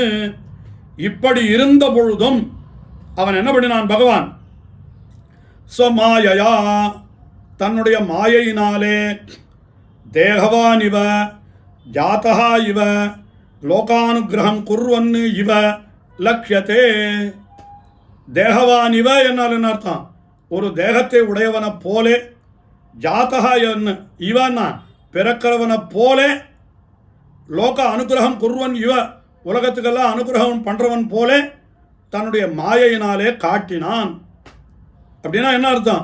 உண்மையாக பறக்கலை பகவான். அதாவது பிரம்மத்துக்கு அவதாரன்றது கிடையாது. ஆதிசங்கருடைய சித்தாந்தம் அது. ஏன்னா பிரம்மம் என்கிறது ஒன்று தான் உண்டு, அதுக்கு குணமே கிடையாது, அதுக்கு ரூபமே கிடையாது, எதுவுமே கிடையாதுன்னு சொல்கிற சித்தாந்தம். அப்படி இருக்கிற பொழுது அவர் எப்படி அவதாரத்தை ஒப்புக்கொள்ளுவர்? அவதாரத்தை ஒப்புக்கொண்டால் அப்போ அவதாரம் சத்தியம், எல்லாம் பார்க்கறது அத்தனையும் போய் என்ன சொல்கிறார் அவர்? பிரம்ம சத்தியம் ஜெகத்தி மித்தியான்னு சொல்கிறார் அவர். அப்போ மித்யாபூதமான இந்த உலகத்தில் அவன் அவதரித்தான்னு ஒத்துண்டுட்டான், சித்தாந்தமே போயிடுமே. அதனால் மாயா என்கிற சொல்லுக்கு அப்படி அர்த்தமே பண்ணக்கூடாது. அதாவது மாயான்ற சொல்லுக்கு மாயையினாலே பிறந்த போல காட்டினான், உண்மையிலே அவன் பிறக்கவில்லை அப்படின்னு அர்த்தம் பண்ணிட்டான் ஆதிசங்கர பகவத்பாதர். அதே போல் இந்த அஜோபிசன் அவ்வியாத்மான்ற இது அவதாரிக்கையில் சொன்ன விஷயம் ஆதிசங்கர பகவத்பாதர். அதை விவரிக்கிறத எங்கே விவரிக்கிறார்னு கேட்டால், இந்த 4வது அத்தியாயத்தில் அஜோபிசன் அவ்வியாத்மான்ற ஸ்லோகத்தினுடைய வியாக்கியானத்திலையும் என்ன சொல்கிறார் தெரியுமா? பிரகிருத்திம் சுவாம் அதிஷ்டாய அப்படின்றதுக்கு என்ன அர்த்தம் சொல்கிறார்னா, பிரகிருத்திம் சுவாம் அதிஷ்டாய தாம் பிரகிருத்தியம் வசீகிருத்திய சம்பவாமி. சம்பவாமின்றதுக்கு அர்த்தம் பண்ணுறார் ஆதிசங்கர பகவத்பாதர். என்ன அர்த்தம்? தேகவான் இவ பவாமி, ஜாத்தா இவ பவாமி. நான் தேகவான், ஒரு தேகத்தை உடையவனை போல அப்படி பகட்டுகிறேன். ஜாத்தவான் இவ, ஜாத்தா இவ, பிறந்தவனை போல காட்டுகிறேன். ஆத்மமா மாயையா, ஆத்மனஹா மாயையா, மாயையினால் இப்படி பண்ணேனே தவிர ந பரமார்த்ததா லோகவத்து, உலகத்தில் இருக்கா போல உண்மை அல்ல அந்த அவதாரம், அது பொய் அப்படின்னு இப்படி அர்த்தம் பண்ணிட்டார். ஐயோ இது என்ன சுவாமி இப்படி அர்த்தம் பண்ணிட்டா? அப்போ கண்ணன் என்ன ஒருத்தவன் பறக்கவே இல்லை, பறந்தது போல காட்டினான்னு சொன்னார். இதுதான் ஆதிசங்கர பகவத்பாதர் இந்த மாயா சப்தத்தையே முதல்ல எடுத்துண்டு கீதையினுடைய தாற்பயமே இந்த மாயா என்கிற சொல்லிலே தான் இருக்கிறது என்று வைத்து, உண்மையிலே பகவான் பிறக்கவில்லை, தன்னுடைய மாயையினாலே பிறந்தது போல அப்படி காட்டினான். இருக்கிற இல்லாதத இருக்கிறா போல, இப்போ சொப்பனத்தில் காட்டுறா போல, கண்ணாடியில் பிம்பம் தெரிகிறா போல, என்ன எப்படி வேணா வச்சுக்கோ. அதாவது இன்னொன்று இவா சொல்கிறா மரீச்சிக்கா, இந்த காணல் நீர்னு சொல்லுவோம். என்ன தூரேன்னு பார்த்தா தீர்த்தம் இருக்கா மாதிரி தெரியும், கிட்டக்க போனால் தீர்த்தம் இருக்காது. உண்மையில் அங்கே தீர்த்தம் இல்லை, நமக்கு தீர்த்தம் இருக்கா போல தெரிஞ்சது, அவ்வளோதான். அதுபோல் உண்மையிலே பகவான் பிரம்மம் அவதரிக்கவே இல்லை, அவதரிச்சா போல தெரிஞ்சது. அது எதனால்? மாயையா. என்ன அந்த மாயா சப்தத்துக்கு இப்படி தான் அர்த்தம் பண்ணினார். ஆனால் எம்பெருமானார் அப்படி அர்த்தம் பண்ணலை. அவர் என்ன சொல்கிறார் தெரியுமா? ஐயோ அவதரிச்சா போல பாவனை பண்ணினான்னு சொன்னான், கீதா சாஸ்திரமே போனா போடாதோ. பாருங்கள் அங்கே வியாக்கியானம், இவரும் எம்பெருமானார் அவதாரிக்கையில் அவர் அர்த்தம் காட்டுறார். என்ன தத்ர பாண்டவானாம் குருணாம் ச யுத்தே பிராரப்தே, யுத்தம் ஆரம்பித்த பொழுது சஹா பகவான் புருஷோத்தம சர்வேஸ்வரேஸ்வரா ஜகதுபகிருதி மர்த்தியா, உலகத்துக்கெல்லாம் நன்மை செய்ய வேணும் என்ற திருவுள்ளம் கொண்ட பகவான் ஆச்சிரித வாத்சல்ய விவசா, அடியவர்களுக்கு இடத்துல அன்புடையவனான பகவான் என்ன பண்ணினான்? பார்த்தம் ரத்தினம் ஆத்மானஞ்ச சாரதிம், பார்த்தனை ரத்தியாக ஆக்கி ஆத்மானம் தன்னை சாரதியாக ஆக்கி சர்வலோக சாட்சிகம் சகார, எல்லாரும் பார்க்கும்படி பண்ணினான். அப்படி பண்ணினத்தை போய் அது பொய் மாயைன்னு சொல்லலாமோ? சொல்லவே கூடாது. அப்போது சம்பவாமி ஆத்ம மாயையான்னு கீதையில் சொல்லியிருக்கானே, அதுக்கு என்ன அர்த்தம்? மாயையான்ற சப்தத்துக்கு ஒரு அர்த்தம் சொல்லி ஆகணுமே அப்படின்னு சொன்னால், அதை கீதையினுடைய 4வது அத்தியாயத்தில் அந்த அஜோபிசன்னவ்யாத்மா என்கிற ஸ்லோகத்தினுடைய வியாக்கியானத்தில் எம்பெருமானார் எப்படி காட்டுறாருன்னா, ஆத்மீயயா மாயையா ஆத்ம மாயையா அப்படின்னா என்ன அர்த்தம்? ஆத்மீயயா மாயையா அப்படின்னு சொல்லிவிட்டு உடனே வேதத்தினுடைய நிகண்டுவிலேருந்து ஒரு விஷயம் எடுத்து காட்டுறார். அங்கே வேதத்தில் நிகண்டுன்னா என்ன? ஒரே சொல்லுக்கு பல அர்த்தங்கள் இருந்தால் எடுத்துக்க. இப்போ அமரம்னு சொல்கிறா, நமக்கு இன்னும் புரியணும்னா என்ன சொல்லலாம்? த தெசாரஸ்ன்னு ஒன்று சொல்லுவாள் ஆங்கிலத்தில். தெசாரஸ்னா என்ன? ஒரே பொருளை விட வெவ்வேறு சொற்கள், கொஞ்சம் வித்தியாசம் இருக்கும், ஒரே அர்த்தம் தான், ஆனால் வேறு சொல்லு, அதுக்கு தான் தெசாரஸ்ன்னு பேர். அதை மாதிரி ஒரு நிகண்டு யாஸ்கர்னு ஒருத்தர் பண்ணியிருக்கார் வேதத்துக்கு. அங்கே என்ன சொல்லியிருக்குதுன்னு கேட்டால் மாயா வயுனம் ஞானம் இதி ஞானபர்யாய அத்திர மாயா சப்தா. மாயான்ற சப்தத்திற்கு வயுனம்னு ஒரு அர்த்தம் உண்டு, ஞானம்னு ஒரு அர்த்தம் உண்டு. எல்லாம் ஒரே அர்த்தம்தான். மாயானாலும் ஞானம், வயுனம் என்னாலும் ஞானம், ஞானம் என்னாலும் ஞானம், அறிவு, அவ்வளவுதான். அப்போ மாயான்னா அறிவுன்னு அர்த்தம். அப்போ ஆத்ம மாயையான்னா என்ன அர்த்தம்? தன்னுடைய அறிவாலே. அறிவுனா என்ன அறிவு? சங்கல்பத்தாலேன்னு அர்த்தம். சங்கல்ப ரூப ஞானம்.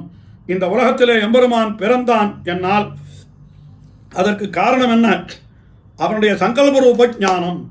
நான் பிறக்க கடவேன் என்று நினைத்தானால் பிறக்கிறான். அதாவது அது வேற ஒரு ஸ்லோகத்தில் வேற மாதிரி காட்டினான். என்ன சொல்கிறான்? அப்பா பகூனிமே வெதித்தானி ஜன்மானி தவச்சார்ஜுன தானியகம் வேத சர்வாணி நத்துவம் வேத்த பரந்தப. இதுவும் 4வது அத்தியாயத்து ஸ்லோகம்தான். அர்ஜுனா, நானும் பிறந்தேன், நீயும் பிறந்தாய். ஆனால் நான் பிறந்த பிறவிகளையெல்லாம் அறிவேன். நீ என்ன பிறந்தாய் என்று உனக்கு தெரியாது, உன்னுடைய முற்பிறவிகள் உனக்கு தெரியாது என்ன அர்ஜுனனை பார்த்து கண்ணன் சொல்கிறான். அதுக்கு என்ன காரணம் அப்படின்னு பார்த்தால், நாம் எல்லாம் இந்த உலகத்தில் பிறக்கிற பொழுதோ நம்முடைய கர்மம் காரணமாக வந்து பிறக்கிறோம். கர்மம் பூர்வ ஜென்மத்தில் பண்ணியிருக்கிற பாப புண்ணியங்கள் காரணமாகத்தான் இந்த உலகத்திலே நமக்கு பிறவி ஏற்படுகிறது. ஆனால் பகவானுக்கு பிறவி எதனால் ஏற்படுகிறது? பிறவின்னு சொல்லக்கூடாது, அவதாரம் சொல்லணும். அந்த அவதாரம் எதனால் ஏற்படுகிறது என்று பார்த்தால், அவனுக்கு அவதாரம் என்கிறது அவனுடைய சங்கல்பத்தாலே ஏற்படுகிறது. இந்த ஜனங்களை எல்லாம் ரட்சிக்கணும், நான் போய் பறக்கணும்னு நினைக்கிறான், உடனே பறக்கிறான். அந்த சங்கல்ப ரூபமான நினைவு இருக்கிறதே ஞானம், அதற்குத்தான் மாயான்னு பேர். இது பாஷ்யக்காரரான ஸ்ரீ ராமானுஜர் காட்டுகிற அர்த்தம். மாயா சப்தத்துக்கு அத்வைதிகள் காட்டின அர்த்தம், ஆதிசங்கரர் காட்டின அர்த்தம் மாயான்னா பொய்ன்னு சொன்னார். சில பேர் ஏதாவது பொய்யா காரியம் பண்ணுறான், எல்லாம் மாயன்னா அது செப்படு வித்தக்காரன் பண்ணுறானோ இல்லையோ, இந்திரஜாலம், அதெல்லாம் வெறும் மாயம்னு சொல்கிறோம். ஏன்னா அதெல்லாம் பொய், உண்மை கிடையாது. ஆனால் பகவானுடையது அப்படி அல்ல. அது இந்திரஜாலம் கூட மாயான்னு சொன்னதுக்கு என்ன காரணம்னு மேலே வேற விவரிக்கிறார். நான் இப்போ அதை எடுக்கலை, இங்கே இதை மட்டும் நாம் பார்ப்போம். இப்போ அப்போ என்ன சொல்கிறோம்? மாயையா ஆத்மமாயையா அப்படின்னா என்னத்தான்? சங்கல்ப ரூப ஞானேனா. அதனால் பகவான் பிறக்கிறான் என்கிறது உண்மை, அதில் எந்த பொய்யும் கிடையாது. அதைத்தான் சொல்கிறார். என்ன சொல்கிறார்னா, பாஷிகாரர் மேலே அர்த்தம் காட்டுறார். ததாச்ச அபியுக்த பிரயோகா மாயையா சததம் வேத்தி பிராணினாஞ்ச சுபாசுபம் இதி. பிராணிகள் பண்ணக்கூடிய, ஜீவராசிகள் பண்ணக்கூடிய புண்ணிய பாபங்களை எல்லாம் மாயையா சததம் வேத்தி, பகவான் மாயையினாலே அறிகிறான் அப்படின்னு பிரமாணம் இருக்கு. ஸ்ரீவிஷ்ணு புராண மூலமோ ஞாபகம் இல்லை, ஒரு பிரமாணம் இது. எடுத்து காட்டுறார் எம்பெருமானார். இப்போ இந்த இடத்துல மாயையினாலே எல்லாவற்றையும் அறிகிறான்னு சொன்னால் அப்போ என்ன அர்த்தம்? எல்லாம் பொய்ன்னு அறிகிறான்னு அர்த்தமா? அங்கே அப்படி அர்த்தம் இல்லையே. மாயையினாலே அறிகிறான்னால் என்ன அர்த்தம்? மாயையா ஆத்மீய ஞானேனா ஆத்ம சங்கல்பேனா இத்தியர்த்தா. என்ன இது? மாயான்ற சப்தத்திற்கு ஞானம் என்பதுதான் அர்த்தம். அப்படிப்பட்ட ஞானத்தை உடையவன் அருளி செய்தது பகவத்கீதை என்கிற அர்த்தத்தை திருவுள்ளம் பற்றித்தான் ஆழ்வார் தொடங்குகிற பொழுதே மாயன் அன்றோதிய வாக்கு என்று முதல்ல திருமழிசை ஆழ்வார் சொன்னார். அதை அப்படியே அடியொத்தி நம்ம ஆழ்வார் மாய வார்த்தை அறிபவர் மாயவர்காலன்று யாவரோன்னார். அதனால தான் திருவரங்கத்து அமுதனாரும் மாயன் அன்று ஐவர் தெய்வ தேரினில் செப்பிய கீதையின் செம்மை என்று இந்த மாயா சப்தத்துக்கு அர்த்தம் காட்டினார். இன்னும் கூட இந்த மாயான்றதுக்கு இன்னும் ஒரு விசேஷமான அர்த்தம் காட்டியிருக்கா. என்ன காட்டுறான்னா பாருங்கள், வேதத்தில் காட்டகம் என்ன ஒரு பாகம், அந்த காட்டகத்தில் ஒரு பிரஷ்னம், 3வது பிரஷ்னமோ என்னமோ எடுத்து காட்டியிருக்கார் சுவாமி. அதில் என்ன வருதுன்னு கேட்டால் இதை எடுத்து காட்டியிருக்கா. என்னன்னா, அதாவது ஸ்ருதபிரகாசிக்க முதலான கிரந்தங்களில் எடுத்து காட்டுறான். யாவந்தப்பாம் சவோ பூமே சங்கியாதா தேவமாயா என்று ஒரு வாக்கியம் அது. அதாவது அதில் என்ன இருக்குதுன்னு கேட்டால், பூமியில் ஏகப்பட்ட துகள்கள், இந்த தூசி, தும்பு தூசி எல்லாம் இருக்குது. இந்த தும்பு தூசியெல்லாம் யாராலையும் எண்ண முடியுமா எவ்வளவு இருக்குது அப்படின்னு கேட்டால், அதுக்கு வேதம் என்ன சொல்கிறதுன்னு கேட்டால், இந்த பாம்சவகா பூமியே பாம்சவகா, பூமியில் இருக்கிற இந்த துகள்களை எல்லாம் தேவ மாயையா சங்கியாதாக, தேவர்களுடைய மாயையினாலே எண்ணப்பட்டவை, அவை எவ்வளவு என்று எண்ணப்பட்டவை என்று இப்படி வேத வாக்கியம் இருக்கு. தேவ மாயையா சங்கியாதா, தேவர்களுடைய மாயையினாலே எண்ணப்பட்டவை. இந்த இடத்துல வித்யாரண்யர் என்பவர் பாஷ்யம் பண்ணியிருக்கார். இந்த வித்யாரண்யர் யாருன்னா ராமானுஜர் காலத்துக்கு எம்பெருமானார் காலத்துக்கு ரொம்ப பிற்பட்டவர். அவர் அத்வைத்தி. அவர் வேதாந்த தேசிகனுடைய காலத்தில் இருந்தவர். விஜயநகர சாம்ராஜ்யத்தில் இருந்தார்னு சொல்கிறார். அவர் வித்யாரண்யர்னு பேர். அவர் நல்ல அத்வைத்தி அவர். ஆனால் அவரே என்ன பண்ணிட்டார் தெரியுமா, தேவர்களுடைய மாயையினாலே எண்ணப்பட்டவைன்னு சொன்னால் அப்போ மாயான்றதுக்கு பொய்ன்ற அர்த்தத்தை இங்கே அவரால் சொல்ல முடியல. அதனால அவர் என்ன பண்ணிட்டார் தெரியுமா, தேவமாயா தேவானாம் ஞானேனா என்னும் மாயா சப்தத்திற்கு அத்வைத்தியான வித்யாரண்யரே மாயான்றதுக்கு ஞானம் என்பதுதான் அர்த்தம் என்ன ஒரு நல்லா ஸ்பஷ்டமாக காட்டிவிட்டார். அப்போ அவர்களும் ஒப்புக்கொண்ட அர்த்தம் தானே இது என்று பார்க்கிற பொழுதோ இப்போ என்ன அர்த்தம் கிடைச்சது, மாயன் என்னால் சங்கல்ப ரூபமான ஞானத்தை உடையவன், அவன் சொன்னது தான் இந்த கீதை என்பதை நாம் ஒப்புக்கொள்ள வேணும். இப்போ இதை ஒப்புக்கொள்ளலைன்னா என்ன வரும் அப்படின்னு கேட்டால், இதை நேரடியாக காட்டலை எம்பெருமானார் இதில் காட்டின வேதார்த்த சங்கிரகத்தினுடைய ஆரம்பத்தில் ரொம்ப வேடிக்கையாக ஒரு வார்த்தை எழுத கீதா அவருடைய வாக்கியங்களையே அடியேன் தெரிவிக்கிறேன். என்ன சொல்கிறார், வேதத்தில் இந்த இதை பற்றியெல்லாம் விஷயங்கள்லாம் இருக்குது, சாஸ்திரத்தில் என்னென்ன விஷயம் சொல்லிருக்கு, பகவத்கீதையில் என்ன விஷயம் சொல்லிருக்குது அப்படின்னு சொன்னால் அத்வைதிகள் என்ன சொல்கிறா அப்படின்னு சொல்கிறார் அவர். தஸ்ய வைபவ பிரதிபாதன பராணாம் ஏஷாம் சாமானாதிகரண்யாதீனாம் விவரணே பிரவருத்தாக. இந்த அத்வைதிகளுக்கெல்லாம் மாயாவாதிகள்னே பேர் வச்சுவிட்டான் நம்மளவா. மாயாவாதினா மாயானா எல்லாம் பொய் எல்லாம் பொய் எல்லாம் பொய், மாயான்ற சப்தத்திற்கு பொய்ன்னு அர்த்தம் வச்சுட்டு மொத்தமே பொய்ன்னு சொல்கிறவா அவள் என்ன பண்ணுறா தெரியுமா, என்ன சொல்கிறா தெரியுமா, கே நிர்விசேஷ சின் மாத்திரமேவ பிரம்ம. இந்த பிரம்மம் இருக்க அது எப்படிப்பட்டது, எந்த வித விசேஷணமும் கிடையாது, அதுக்கு குணம் கிடையாது, ரூபம் கிடையாது, அதுக்கு வஸ்திரம் கிடையாது, ஆபரணம் கிடையாது, செயல் கிடையாது, பிறப்பு கிடையாது, ஒன்றும் கிடையாது அப்படின்னு சொல்லிவிட்டார். அது எப்படிப்பட்டது அப்படின்னா தச்ச நித்தியமுக்த ஸ்வப்பிரகாச சுபாவம் அப்படி அதெல்லாம் நிறைய சொல்லிவிட்டு அது என்ன பண்ணுறது, பிரம்மைவ அஜ்ஞம் பத்தியதே. அந்த பிரம்மமே என்ன ஆகுதுன்னா அறியாமையினாலே சம்சாரியாக ஆயிடுறதான். அப்புறம் சாஸ்திரஜன்ய ஞானத்தினால முச்சியத்தே அப்படின்னு சொன்னார். ஆனால் என்ன ஆயிடுத்து, நிர்விசேஷ சின்மாத்திர அதிரேக்கி ஈசித்தவ்ய இதெல்லாம் சொல்லிட்டு என்ன சொல்கிறான்னா எல்லாம் பொய்ன்னு சொன்னால் அப்போது என்ன கேட்கிறாருன்னு கேட்டால் இவர் எல்லாம் பொய்ன்னு சொல்கிறியே, நான் ஒரு கேள்வி கேட்குறேன், எல்லாம் பொய்ன்னு இவனுக்கு எப்படி தெரியறதுன்னு கேட்டார். எப்படி தெரியறது, ஆச்சாரியனுடைய உபதேசத்தாலே தெரிகிறது அப்படின்னா உடனே கேள்வி கேட்கிறார். ஆச்சாரியா ஞானசிய உபதேஷ்டா, அவர் எப்படிப்பட்டவர் அப்படின்னு கேட்டால் கடைசியில் அதுவும் அவரும் மித்தியான்னு சொல்லியானும். இன்னும் எல்லாம் பொய்ன்னா ஆச்சாரியனும் பொய் தான்.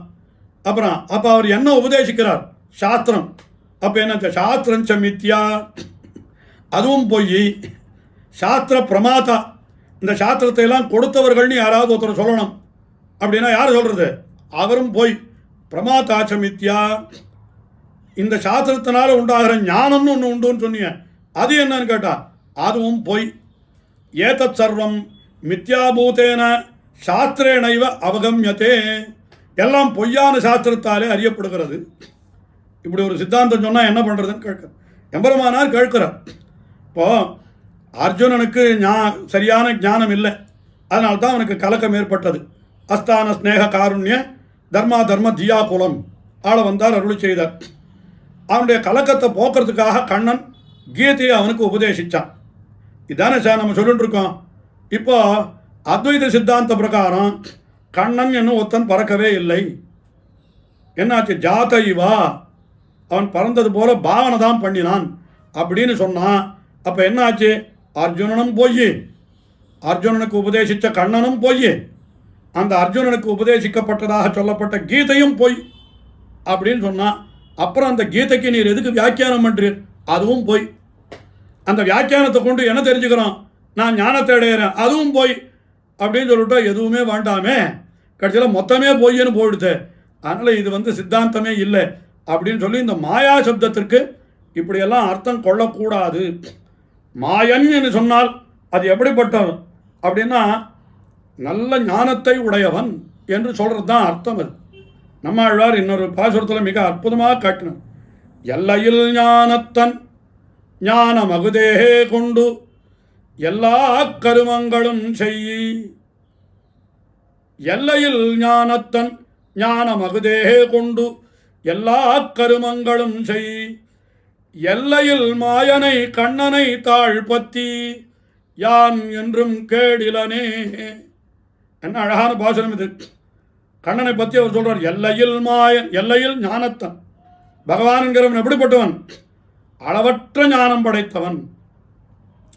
அந்த சங்கல்பரூப ஞானத்தை கொண்டுதான் பகவான் என்ன பண்றான், எல்லையில் ஞானத்தன் ஞானம் அகுதே கொண்டு அந்த சங்கல்பரூப ஞானத்தினாலேயே எல்லா கருமங்களும் செய், எல்லா காரியங்களையும் செய்கிறான். திருட்டி திதி சம்ஹாரம் அத்தனையும் எத்தாலே நடக்கிறது என்று கேட்டால் அவனுடைய பகுபகவன சங்கல்பம் என்று ஒரு சங்கல்பத்தாலே நடக்கிறது. அதனால எல்லையில் ஞானத்தன் ஞானம் அகுதே கொண்டு எல்லா கருமங்களும் செய். அதனால அவனை என்ன சொல்லணும், எல்லையில் மாயத்தன், எல்லையில் மாயன். அவனை மாயன் என்கிற சொல்லால்தான் சொல்லணும்.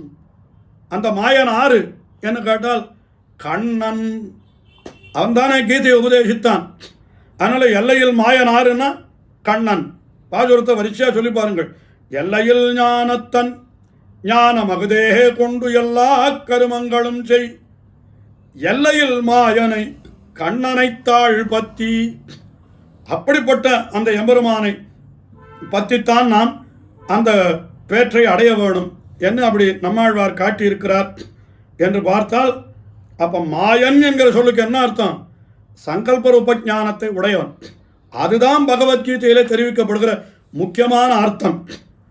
உண்மையிலே இன்னும் பெரிய அர்த்தங்கள்லாம் இருக்கு. ஆனால் ஆதிசங்கர பகவத்பாதர் என்ன பண்ணிட்டார், முதல்ல இதை எடுத்து தெரிவிச்சுட்டார். என் கீதையினுடைய அவதாரிக்கையிலேயே என்ன சொன்னார், அவன் இப்படிப்பட்ட பூதானாம் ஈஸ்வரோபிசன்னு அப்படிப்பட்ட பரபிரம்மமாக இருந்தும் கூட அவன் என்ன பண்ணினான் கேட்டா, ஸ்வ மாயையா தேகவானிவ ஜாத்தவானிவ லோகானுகிரகம் குர்வன்னி இவ லக்கியத்தே என்று பிறந்தது போல அவன் அவதரித்தது போல அப்படி உலகத்திலே பொய்யாக காட்டினான்னு அர்த்தம் எழுதிட்டாரு. உண்மையிலே மாயா சப்தத்திற்கு அப்படியே அர்த்தம் பண்றது. மாயா என்று சொன்னால் மாயா வயுனம் ஞானம் என்று அந்த விஷயமானது வேதத்தினுடைய நிகண்டுவிலேயும் காட்டப்பட்டிருக்கிறபடினாலே, அப்போ ஆத்ம மாயையா என்று சொன்னால் ஆத்ம ஞானேனா சங்கல்பரூப ஞானேனா என்று தான் அர்த்தம் கொள்ள வேணும் என்று இந்த மாயா சப்தத்துக்கு இப்படி அர்த்தம் காட்டினார். இதெல்லாம் எங்கேந்து இவருக்கு கிடைச்சது அப்படின்னு கேட்டால் இது நம்மாழ்வாருடைய திருவாக்கு. அதுதான் பாஷ்யக்காரர் இது கொண்டு சூத்திர வாக்கியங்கள் ஒருங்க விடுவர் என்று பார்க்கிறோமே. அப்படிப்பட்ட இந்த இதில் என்ன பண்ணினார், எல்லையில் ஞானத்தன் அவன்தான் எல்லையில் மாயன். அந்த எல்லையில் என்கிற சப்தம் ரெண்டு இடத்துலையும் இருக்கு பாருங்க. எல்லையில் ஞானத்தன் ஞானம் அகுதே கொண்டு எல்லா கருமங்களும் செய். எல்லையில் மாயன் என்ன, எல்லையில் மாயன் என்ன, எல்லையில் ஞானத்தன் என்கிறதும் எல்லையில் மாயன் என்கிறதும் ஒரே அர்த்தத்தையுடைய சொற்கள் தான். ஆனால் ஒரே பாசுரத்தில் ரெண்டு தடவை அதை பிரயோகம் பண்ணுறதுக்கு என்ன காரணம்னு கேட்டால், எல்லையில் ஞானத்தன் என்கிற சொல்லுக்கு என்ன பொருளோ அந்த பொருள் எல்லையில் மாயன் என்பதற்கும் அதே தான் பொருள் என்று காட்டுவதற்காகவே இப்படி அவர் காட்டினார். அது அதைத்தான் இங்கே திருமழிசை ஆழ்வாரும் கூட சேயனனியன் சிறியன் மிகப்பெரியன் ஆயன் துவரை கோனாய் நின்ற மாயன் அன்றோதிய வாக்கு. அது கீதையை சொன்னவன் ஆறுன்னா மாயன். மாயன் ஆறு, எல்லையில் மாயன், எல்லையில் ஞானத்தன், எல்லையில் மாயன் கண்ணன் என்று அவனை பற்றி நாம் தெரிந்து கொள்ள வேணும் என்று. அதனால தான் ஆழ்வாரும் கூட கீதையை பற்றி சொல்கிற இடத்துல எல்லாம் மாயம் அறிபவர் மாயவர்க்கு ஆளன்றி ஆவரோ, வார்த்தை அறிபவர் மாயவர்க்கு ஆளன்றி ஆவரோ என்று இவர்கள் அருளி செய்தார்கள். இதனுடைய அடிப்படையிலே தான் திருவரங்கத்து அமுதனாரும் கூட கீதையை சொன்னவன் கண்ணன் என்று சொல்ற பொழுதோ வேறு சொல்லை சொல்லாமல் என்ன சப்தத்தாலே சொன்னார்? ஆரணக்கென்று நிகர் சொல்லில் மாயன் அன்று ஐவர் தெய்வத்தேரினில் செப்பிய கீதை என்று அவனை மாயன் என்கிற சொல்லாலே அவர் சொன்னார் என்று பார்க்கிறோம். இதெல்லாம் விட இன்னும் கூட ஆச்சரியம். என்ன சொல்லணும்னு கேட்டால், ஆழ்வார்கள் சொன்னார்கள், ஆச்சாரியர்கள் சொன்னார்கள் என்கிறது ஒரு பக்கம் இருந்தாலும், தமிழ் இலக்கியங்களில் பகவான் ஸ்ரீமன் நாராயணனை பற்றி சொல்கிற பொழுது எல்லாருமே மாயன் என்கிற சப்தத்தை உபயோகப்படுத்துகிறோம். மாயன்னு சொன்னால் அது பகவான் நாராயணனை தான் சொல்லும், வேறு யாரையும் சொல்லாது. அது ரெண்டே விஷயம், அதை மட்டும் சொல்லி முடிச்சு விட்றேன். அதாவது தமிழ் இலக்கியத்தில் இருக்கிறதுக்குள்ள ரொம்ப பழமையான நூல், முதல்ல இருக்கக்கூடிய நூல் என்று ஒரு நூலை சொல்ல வேண்டுமானால் அதுக்கு தொல்காப்பியம்னு பேர். இந்த தொல்காப்பியம் என்கிறது இலக்கண நூல். அது ஒரு, அதாவது கிராமரை பற்றின புஸ்தகம் அது. அந்த புஸ்தகத்தில் முதல்ல என்ன பண்ணுறாருன்னா, இந்த பூமியை 4 வகை நிலமாக சொன்னார். காடு, கடல் சார்ந்த இடம், சமுத்திரத்துக்கு பக்கத்தில் இருக்கிற இடம், காட்டுக்கு பக்கத்தில் இருக்கிற இடம், வயலுக்கு பக்கத்தில் இருக்கிற இடம், மலைகளுக்கு பக்கத்தில் இருக்கிற இடம்னு 4 இடமா பிரிக்கிறார். அதுக்கெல்லாம் தமிழில் பேர் வச்சுருக்கா. என்னென்னா குறிஞ்சி, முல்லை, மருதம், நெய்தல் என்னெல்லாம் பேர் வச்சுருக்கா. இப்போ அதெல்லாம் நமக்கு வேண்டாம். முதல்ல தொல்காப்பியத்தில் அவர் என்ன சொல்கிறாருன்னு கேட்டால், இந்த காடும் காடு சார்ந்த இடமும் அதற்கு யார் தெய்வம்னு கேட்டால் பகவான் ஸ்ரீமன் நாராயணன். என்னை தொடங்குகிற பொழுதே அவர் என்ன சொன்னார் தெரியுமோ? மாயோன்மேய காடுரை உலகம், மாயோன்மேய காடுரை உலகம்னு சொல்கிறார். முதல்ல அவனைத்தான் சொன்னார். மாயோன் என்னால் அவன் தான் மாயவன், மாயன். இத்தனை நாள் அதானே பார்த்துட்டு இருக்கோம். மாயன் ஓதிய வாக்கு தானே கீதைன்னு பார்க்குறோம். திருமாலை பற்றி சொல்லுகிற பொழுது முதல் நூலான தொல்காப்பியத்தில் மற்ற தெய்வங்களை சொல்லுவதற்கு முன்னாலே முதலிலே யாரை சொன்னார்னால் இந்த திருமாலாகிய ஸ்ரீமன் நாராயணன் சொல்கிறார். அவனை எந்த சப்தத்தாலே சொன்னார்னால் மாயோன் என்கிற சப்தத்தாலே சொன்னார். சரி, அடுத்ததாக இன்னொரு நூல் எடுத்துப்போம். தொல்காப்பியத்துக்கு அடுத்தபடியாக மிகவும் பழமையான நூல் என்று நாம் கொண்டோமானால் பரிபாடல் என்று சில நூல்கள் இருக்குது. எல்லாம் சரித்திர ஆராய்ச்சியாளருக்கு இந்த நூல்லாம் ஆழ்வார்கள் காலத்துக்கு முற்பட்டதுன்னு சொல்கிறார் பரிபாடல்ன்றது. அந்த பரிபாடலில் என்ன சொல்கிறார் தெரியுமா? மாயோயே மாயோயே மறுபிறப்பருக்கும் மாசில் சேவடி மாயோயே என மனிதர்கள் உருவின் மாயோயே. பகவானை பார்த்து மாயோய் மாயோய் மாயோய் என்று பரிபாடலிலே சொல்லப்பட்டிருக்கிறது. என்ன அங்கேயும் மாயம். இந்த மாதிரி நிறைய இடங்கள் தமிழ் இலக்கியங்கள் எங்கே எடுத்தாலும். சிலப்பதிகாரம், இத்தனைக்கும் அந்த சிலப்பதிகாரத்தை பண்ணினவர் ஒரு ஜைனர்னு சொல்கிறார். அது ஏதோ வேற கதை, ஆனால் அதில் ஒரு இடத்துல பகவானை கொண்டாடுறார். அந்த இளங்கோன்னு பேர் அவருக்கு. அந்த சிலப்பதிகாரத்தை பண்ணினவர் தமிழ் இலக்கியத்தில் ரொம்ப வசந்ததாக சொல்கிறார். அது ரொம்ப பழைய நூல். அது அதாவது 2ஆம் நூற்றாண்டிலே இயற்றப்பட்டதுன்னு சில பேர் எழுதி வச்சிருக்காரு. அந்த காலங்கள்லாம் நமக்கு தெரியாது நிர்ணயமாக, இருந்தாலும் ரொம்ப பழமையான நூல். அதில் என்ன சொல்கிறார் தெரியுமா? பெரியவனை மாயவனை பேருலகமெல்லாம் விரிகமலவு உந்தி உடை விண்ணவனை கண்ணும் திருவடியும் கையும் திருவாயும் செய்ய கரியவனை காணாத கண்ணென்ன கண்ணே கண்ணிமைத்து காண்பார்தம் கண்ணென்ன கண்ணே. எம்பெருமான பார்க்காத கண் என்ன கண்ணே இல்லைன்றார் திருமங்கி ஆழ்வார். காணாதார் கண்ணென்ன கண்ணல்ல கண்டாமேன்னு தம்முடைய பெரிய திருமொழியில் திருமங்கி ஆழ்வார் சொன்னார். அதே போல ஒரு வாக்கு இது. இவர் என்ன சொல்றார்? பெரியவனை மாயவனை காணாதார் கண்ணென்ன கண்ணே என்று திருமாலை சொல்லுகிற பொழுது அவனை மாயவன் என்கிற சொல்லாலே சொன்னார்.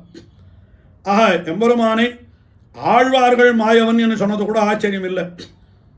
ஆழ்வார்களுக்கு தமிழ் இலக்கியத்திலே கூட புலவர்கள் எல்லாம் அந்த திருமாலான எம்பெருமானை மாயவன் என்று தான் சொல்லியிருக்கிறார்கள் என்று அப்படி பார்த்தால், அப்போ இங்கே மாயன் அன்றோதிய வாக்கு என்று சொல்லுகிற பொழுது மாயன் என்னால் சங்கல்பரூப ஞானத்தை உடையவனாய் இந்த உலகத்தை எல்லாம் ரட்சிக்க வேண்டும் என்பதற்காக தானே இந்த உலகத்திலே வந்து அவதரித்து எல்லோருடைய கண்களுக்கும் தன்னை இலக்காக்கி அதைத்தானே எம்பெருமானார் தம்முடைய கீதா பாஷ்யத்தில் காட்டுற பொழுது தெள்ள தெளிவாக காட்டினார். என்ன சொன்னார்? அந்த பாண்டவானாம் குருணாம் யுத்த பிராரப்தே, அந்த சமயத்திலே சபகவான் புருஷோத்தமஹா சர்வேஸ்வரேஸ்வரஹா சேயன் மிக பெரியன். அவன் என்ன பண்ணினான்? ஆசிரித வாத்சல்ய விவசா. அவன் எப்படிப்பட்டவன்? அணியன், சிறியன் என்று தன்னை ஆக்கி கொண்டு அங்கே என்ன பண்ணினான்?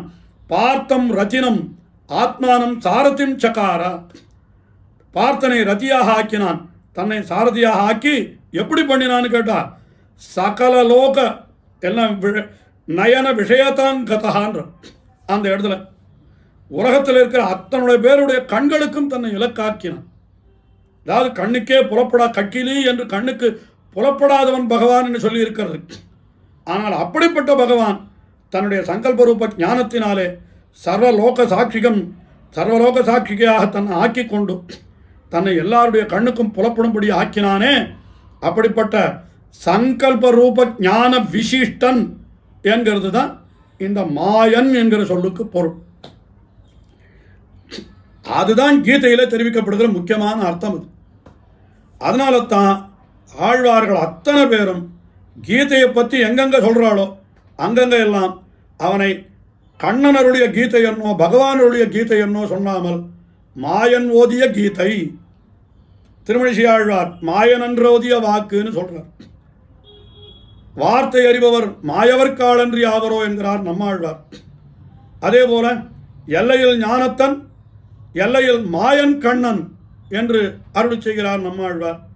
இது அத்தனையும் உட்கொண்டு திருவரங்கத்து அமுதனாரும் கூட அந்த மாயன் என்ற சொல்லையே சொல்லி மாயன் அன்று ஐவர் தெய்வ தேரினில் செப்பிய கீதை, அந்த கீதையினுடைய செம்மை பொருள் தெரிய சொன்ன இராமானுசன். எனக்கு கீதையினுடைய செம்மை பொருள் என்ன? கண்ணபிரான் கீதையை சொல்கிற பொழுது என்ன அர்த்தத்தை நெஞ்சில் வைத்து கொண்டு அந்த கீதையை உபதேசித்தானோ அந்த கீதையினுடைய அந்த செம்மை பொருளை அப்படியே எம்பெருமானார் வெளியிட்டார் என்ன திருவரங்க தமுதனார் காட்டினார். அப்போ எம்பெருமானார் மாயன் என்கிற சொல்லுக்கு அவர் காட்டின அர்த்தம் தான் உண்மையான அர்த்தம். மாயையா என்கிறதுக்கு சம்பவாமி ஆத்ம மாயையா என்று பகவான் சொன்னதுக்கு அர்த்தம் என்ன? ஆத்ம மாயையா என்னால் ஆத்ம ஞானேனா ஆத்மீய ஞானேனா சங்கல்பரூப ஞானேனா ஆத்ம சங்கல்பேனா இத்தியர்த்தா என்று எம்பெருமானார் காட்டினார் என்று நாம் பார்க்கிறோம். அப்படிப்பட்ட மாயன் அன்ரோதிய வாக்கு என்னால் சங்கல்பரூப ஞானத்தை உடையவனான பகவான் அருளி செய்த அந்த திருவாக்கு, அதில் தான் அவன் கடைசியாக என்ன சொன்ன வாக்கு? சர்வதர்மான் பரித்யஜ்ய மாமேகம் சரணம் பிரஜ அகம் துவா சர்வபாபேபியோ மோக்ஷயிஷ்யாமி மாசுச்சா என்று அர்ஜுனுக்கு அளித்த வாக்கு அது. அதெல்லாம் நமக்கு அது விதி ரகசியம்னு பேர். நமக்கு விதிக்கிறான், அர்ஜுனனை வியாஜமாக கொண்டு நமக்கு விதிக்கிறான். வேறொன்றை உபாயமாக கொள்ளாமல் எம்பெருமானையே உபாயமாக கொண்டு, அதாவது அது அது விதி ரகசியம். அனுஷ்டான இது வாக்கியம் என்னன்னு கேட்டால் தொமேவ உபாய பூதோ மே பவ இது பிரார்த்தனா மதிஹி சரணாகதிஹி என்று அகிர்புத்னிய சமிதியில் இருக்கக்கூடிய வாக்கியத்தை எடுத்து காட்டுவார். ஆஹா, இவன் என்ன சொல்கிறான்? மாமேவ சரணம் விரஜன்னு சொன்னான் நம்மளை பார்த்து. அதை நாம் திருப்பி சொல்கிற பொழுது என்ன சொல்கிறோம்? தொமேவ உபாய பூத்தோ மே பவா அப்படின்னு அவனை பார்த்து நாம் சொல்லணும். என்ன இது அனுஷ்டானம், அது விதி. அந்த விதியினுடைய அனுஷ்டானம் தான் துவயமந்திரமாக அமைந்திருக்கிறது. ஸ்ரீமன் நாராயண சரணோ சரணம் பிரபத்யே என்ன எம்பெருமானுடைய திருவடிகளிலே நாம் சரணம் போகிறோம் என்கிறபடியினால அது கீதை விதி ரகசியம், துவயம் அனுஷ்டான ரகசியம் என்னெல்லாம் நம்முடைய பெரியோர்கள் காட்டியிருக்கிறார்கள். அப்படி எம்பெருமானையே உபாயமாக கொண்டு அவனையே சரணம் பத்துவது, அவனையே உபாயமாக கொண்டு அவனை சரணம் அடைவது, அதுதான் எல்லா துன்பங்களிலிருந்தும் விடுபடுவதற்கு சரியான வழி என்பதை அவனே அந்த கீதையில் காட்டியிருக்கிறான். இதுவும் கூட எதனாலேன்னு கேட்டால் அந்த ஆசிரித்த வாத்சல்ய விவசா, அடியவர்களிடத்தில் இருக்கக்கூடிய அன்பு காரணமாக அவர்கள் இந்த துன்பத்தை கடந்து தன்னை அடைய வேணுமே என்பதற்காக அவன் அப்படிப்பட்ட காரியத்தை பண்ணினான். அதனால தான் ஆழ்வாரும் கூட அவனை சொல்கிற பொழுது என்ன சொன்னார்? மற்றவர்களுக்கு அவன் சேயனாயிருக்கலாம், ஆனால் அடியவர்களுக்கு அவன் அணியனாயிருக்கிறான். விரோதிகளுக்கு அவன் பெரியனாயிருக்கலாம், ஆனால் அடியவர்களுக்கு அவன் சிறியனாயிருக்கிறான். அதனால தானே இதெல்லாம் சொல்கிறான். அவன் தோரைக்கோனாயிருக்கிறான் பெரியவன், ஆனால் அவனே ஆயனாய் வந்தான் என்ன இப்படியெல்லாம் சொல்லி அப்படிப்பட்ட மாயன் அன்ரோதிய வாக்கு என்று இந்த கீதையினுடைய பிரபாவமானது இப்படியெல்லாம் பெரியோர்களாலே காட்டப்பட்டிருக்கிறது. மாயன் அன்ரோதிய வாக்கு என்னால் கீதையினுடைய வைபவம், சர்ம ஸ்லோகத்தினுடைய வைபவம், இதைத்தான் முக்கியமாக தெரிவிக்க வேணும். இருந்தாலும் ஒரு கொஞ்சம் புதிய விஷயமாக இருக்கட்டும் என்பதற்காக இந்த கீதையிலேயே எந்த விசாரம் முக்கியமாக முதல்ல அவதாரிக்கையிலேயே ஆச்சாரியர்கள் இருவராலேயும் கொள்ளப்பட்டது என்று பார்த்தால் ஆதிசங்கரர் தான் அதை தொடங்கி வைத்தார். அவர் மாயா என்ற சப்தத்தை எடுத்துக்கொண்டு அந்த மாயா என்பதற்கு பொய் என்று அர்த்தம் பண்ணினார். அது பொய் அல்ல, மெய் என்கிற அர்த்தத்தை நிலைநாட்டினார் எம்பெருமானார் என்று அந்த அர்த்தத்தை விண்ணப்பித்து அடியேன் சத்த வருகிறேன். இப்படிப்பட்ட உபன்யாசத்தை அடியேன் இந்த வார்த்தைகளை விண்ணப்பிக்க வேண்டும் என்று அடியேனுக்கு நியமித்த ஸ்ரீமத் பரமஹம்சேத்தியாதி இப்படி எழுந்தோடு இருக்கின்ற யதுகிரி யதிராஜ நாராயண ராமானுஜ ஜீயர் சுவாமியினுடைய திருவடிகளுக்கு மீண்டும் ஒரு முறை பல்லாண்டு பாடி, அந்த சாதாரணமாக இது கூட அவருடைய ஒரு வைபவத்தை காட்டுகிறது. என்னென்னா, இன்னொரு ஜீயர் சுவாமிக்கு சதமானோத்சவத்தை நாம் கொண்டாடணும்னு ஆரம் இங்கே இப்போ இது வரைக்கும் ஆரம் பண்ணினதாக தெரியலை. ஆனால் பரமபதித்து விட்டாலும் அந்த எம்பார் ஜீயர் சுவாமியிடத்தில் இருக்கக்கூடிய ஒரு பெருமதிப்பு காரணமாக அதை கொண்டாட வேண்டும் என்று நம்முடைய ஜீயர் சுவாமி இப்படிப்பட்ட ஒரு காரியத்தை ஏற்பாடு செய்திருக்கிறார் என்றால் நம்முடைய ஜீயர் சுவாமியினுடைய அந்த பரந்த திருவுள்ளம் அது நன்றாக வெளிப்படுகிறது. அந்த சுவாமியினுடைய கிருபைக்கு அடியேன் பல்லாண்டு பாடி அடியனுடைய வார்த்தைகளை நிறைவுறச் செய்கிறேன். லக்ஷ்மீ சரணலாக்ஷாங்க சாட்சி ஸ்ரீவக்ஷவக்ஷசே க்ஷேமங்கராய சர்வேஷாம் ஸ்ரீரங்கேசாய மங்களம். ஸ்ரீயக்காந்தாய கல்யாண நிதையே நிதையேர்த்தினாம் ஸ்ரீவேங்கடநிவாசாய ஸ்ரீனிவாசாய மங்களம். அஸ்து ஸ்ரீஸ்தன கஸ்தூரி வாசனா வாசிதோரசே ஸ்ரீஹஸ்திகிரிநாதாய தேவராஜாய மங்களம். கமலாபுஜ கஸ்தூரி கர்தமாங்கிதவக்ஷசே யாதவாத்ரிநிவாசாய சம்பத்புத்திராய மங்களம். பிருந்தாரண்யநிவாசாய பலராமானுஜாய ச ருக்மிணீ பிராணநாதாய பார்த்தசூதாய மங்களம். ஸ்ரீமத்யை விஷ்ணுச்சித்தார்ய மனோநந்தனகேதவே நந்தனந்தன சுந்தர்யை கோதாயை நித்யமங்கலம். ஸ்ரீநகர்யாம் மகாபுர்யாம் தாமிரபர்ண்யுத்தரே தடே ஸ்ரீ திந்திரிணீமூலதாம்னே ஷடகோபாய மங்களம். ஸ்ரீமதாலி திருநகரிநாதாய கலிவைரிணே சதுர்கவிப்பிரதானாய பரகாலாய மங்களம். மனோஜ்ஞவரயோகீந்திர மானசாம்போஜ பானவே யதுசைலநிவாசாய இதிராஜாய மங்களம். சர்வகந்த இதி க்யாத ஸ்ருத்யந்தே வெங்கடேஸ்வரः யஸ்ஸமர்கிதமால்யோகைः அனந்தார்யாய மங்களம். லோகாச்சார்யாய குரவே கிருஷ்ணபாதஸ்ய சோனவே சம்சாரபோகி சந்தஷ்ட ஜீவ ஜீவாதவே நமः. ஸ்ரீமதே ரம்யஜாமாத்ரு முனீந்திராய மகாத்மனே ஸ்ரீரங்கவாசினே பூயாத் நித்யஸ்ரீர்நித்யமங்கலம். ஸ்ரீமத் சுந்தரஜாமாத்ரு முனிபாதாப்ஜவாசினே அண்ணங்கரார்யவர்யாய நித்யஸ்ரீர்நித்யமங்கலம்.